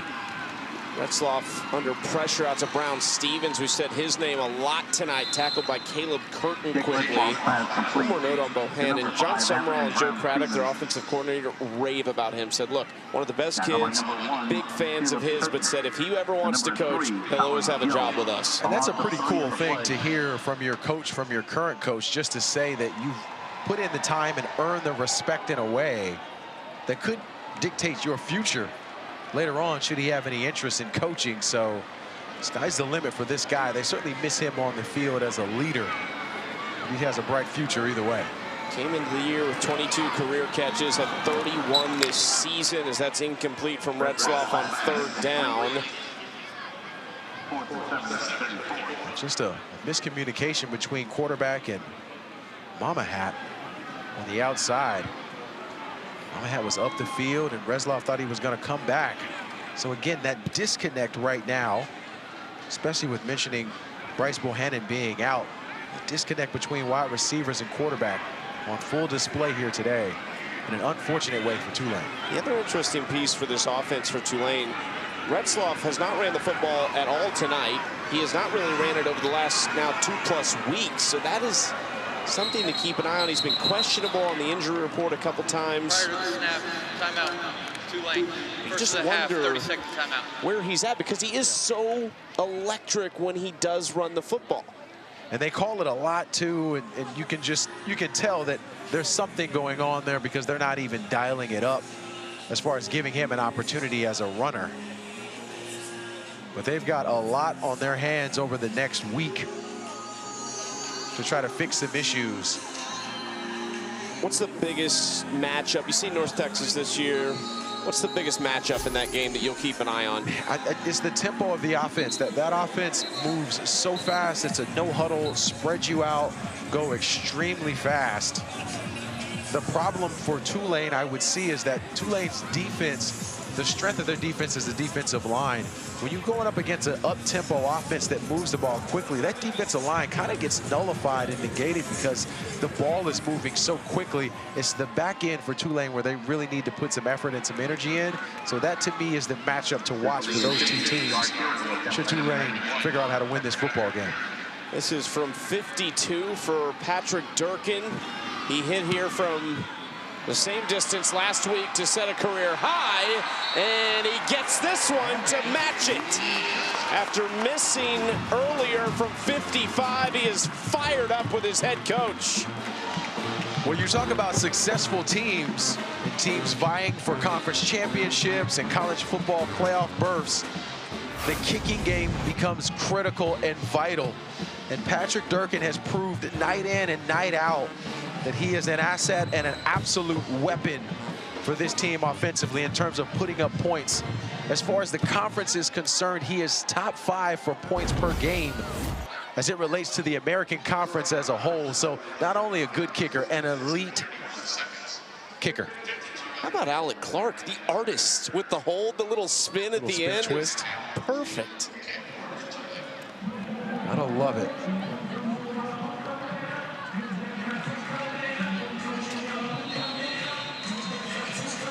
5:51 to play. Tulane trying to pitch a shutout in the regular season finale and get to 10 wins on the season.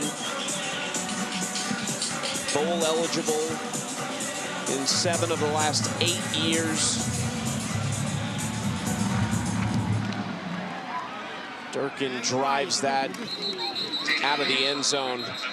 The 3rd annual ACC-SEC Challenge begins Tuesday night. Our must-see ESPN men's basketball doubleheader. Top 10 matchup, Duke hosting Florida at Cameron Indoor at 7:30 Eastern. And then the battle of the Blue Bloods, North Carolina at Rupp Arena taking on number 19 Kentucky. A couple great games on the schedule. Caleb Wilson, 20 a game as a true freshman for North Carolina. Great freshman class. Could you hoop? I could hoop back in the day. Okay. Yeah, that was one of my bags. Okay. I figured you could. I think if you ask me anything these days, I'd say I could do it. I like it. There's no proof at this point. It's a nice throw by Loftus over the middle, hitting E.J. Mason. Kevin Adams makes the tackle. E.J. Mason's a guy whose name we really should be calling more, given his ability as a slot wide receiver. He got 4 catches on the day. Not a whole lot of productivity out of this offense. Loftus throwing outside. It is caught just above the turf by Sean Brown. Really only the one shot at Sean Brown, too. He made a nice catch down the sideline. They had the completion to Nicholas earlier, and you said that could have taken a shot at Sean Brown over the top as well, but he's a big target. He sure is a big target, and he's underutilized in this offense, and especially this game, just given the plays that he can make.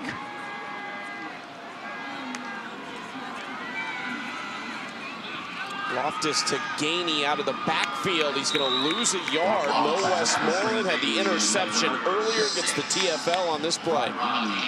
Just to go back to that Sean Brown point, so he's got 5 catches for 49 yards, and he's just, should that be 10 opportunities? And that is where I go to for Charlotte and offensively, is just taking a chance and giving their stars an opportunity to win a one-on-one matchup. They just haven't tried to. 5 catches on 5 targets, to your point as well. So it has been an efficient link-up between him and Loftus. 3rd down. Westmoreland got there, as well as others. His defensive line, so impressive. One of the best in the American Conference. Well, not only the interception from Westmoreland, he beats Tyler Gibson here on the outside. Speed rush around him to get to the quarterback from the big fella up front. This defensive line, you mentioned it, one of the best in the American Conference. That was a true freshman, too. Josh Lewis in on that with Westmoreland. The defense loved it for the true freshman, Louisiana native. Tulane gets the ball back maybe for the last time tonight with 3:35 to play in this fourth quarter. Alabama-Auburn still in a close one, and yet another result in this final week of the regular season that could really shake up the college football playoff. I want to go back to Chucky to just, John Sumrall and what he's been able to do. So we take a look at Jake Resloff on the sideline with Brendan Sullivan coming into the game now. We saw him play in spots early in the game. Love to see him getting some QB action here to close out this game. But to go back to John Sumrall, for him, again, this is only year 4 as a head coach, and the opportunity in the landscape is kind of open at this point. Now, when we asked him directly about what it takes, what he's looking for in his role and opportunities. He said 2 things. The first thing was his family. Is his family taken care of? Because it's no longer about money for him. And then the second thing was, does he have the resources to win a conference championship? I think we can definitively say that the answer to both of those questions, at least here in New Orleans, is yes. They're set up for a conference championship next week. His family seems to be really happy and enjoying this area. So he has that with him. I think that's going to be some hard questions he's going to have to ask himself in some of these opportunities, depending upon if those 2 things are checked off the list. Could it possibly be Florida? How much will we find out tomorrow, too, with Lane Kiffin and everything still up in the air? Sullivan lofting it down the sideline. That is a great catch by the freshman running back, Javen Gordon. They've thrown it to him quite a bit tonight, and he shows off the receiving skills. He's versatile. Working against Reed Williford here. Watch 40. Number 40's one-on-one with Gordon on the outside. Williford doesn't turn around to find the football. If he turns his head, he can knock that football down. But he doesn't see it. Big pickup for Gordon. Sullivan showing off the legs again. He's a really athletic quarterback back there, just like Retzloff. As we tick toward the 2-minute timeout, and likely the last play before it was. It's a 2-minute timeout, full timeout on the field. See if Brendan Sullivan can cap the night with more points for Tulane when we come back.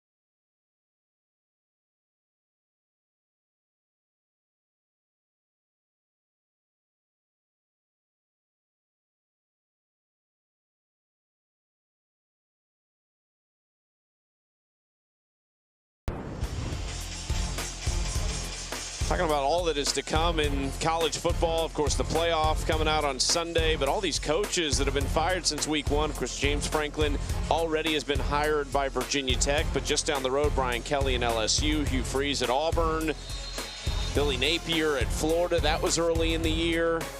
A lot of movement going to happen in this offseason and quickly over the next couple weeks. And it's hard to believe so many teams are going to be looking for new leadership across football. And it's actually a really good point, I think, for John Summerall as he thinks through what's next for him. In a lot of these instances, what I think can get lost, Chucky, sometimes as a head coach is that when you have success somewhere, it actually starts to get easier the longer you're there.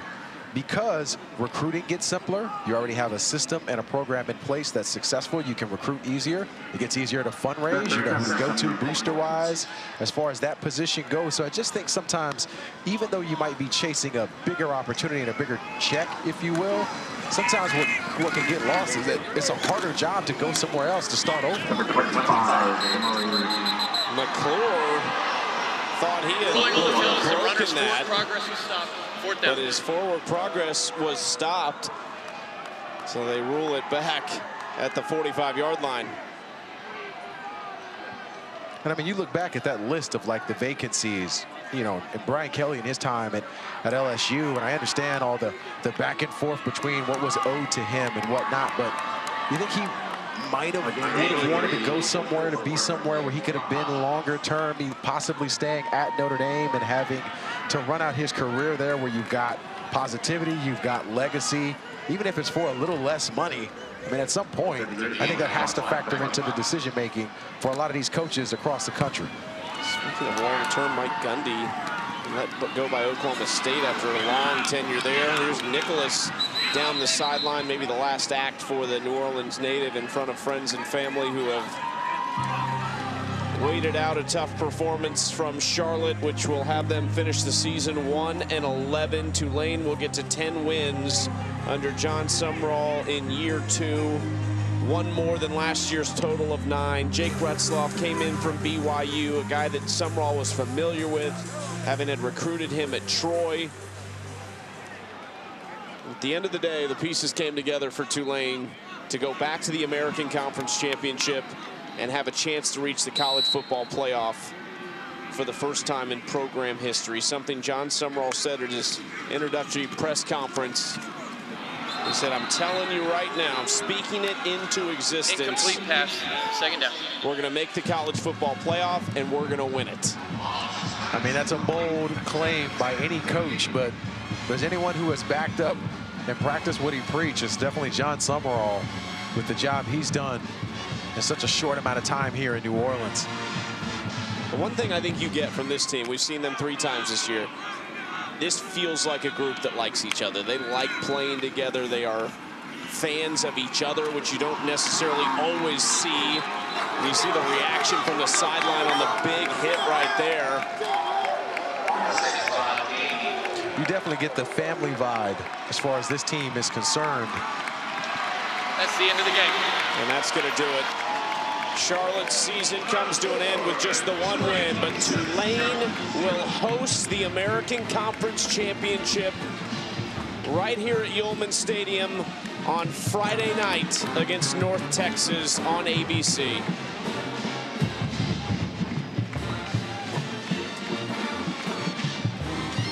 What a fantastic matchup for the American Conference. We all get to witness next Friday to kick off the championship weekend. I think you got to give a big congratulations to John Summerall and everything they've done at Tulane this season. Enough to win week in and week out. So it's impressive nonetheless, regardless. Sometimes it may not look that sexy. Well, big thank you to our producer, Aaron Snyder-Storin, Johnny Hanna, our director, my partner, Darius Walker, all season. It has been a pleasure, sir. I'm Chucky Kemp. We thank you for joining us in New Orleans. Tulane, a 10-win season, a 4th straight American Conference Championship berth. They'll look to win it for the first time since 2022, next Friday against North Texas. This has been ESPN College Football, presented by Dr. Pepper.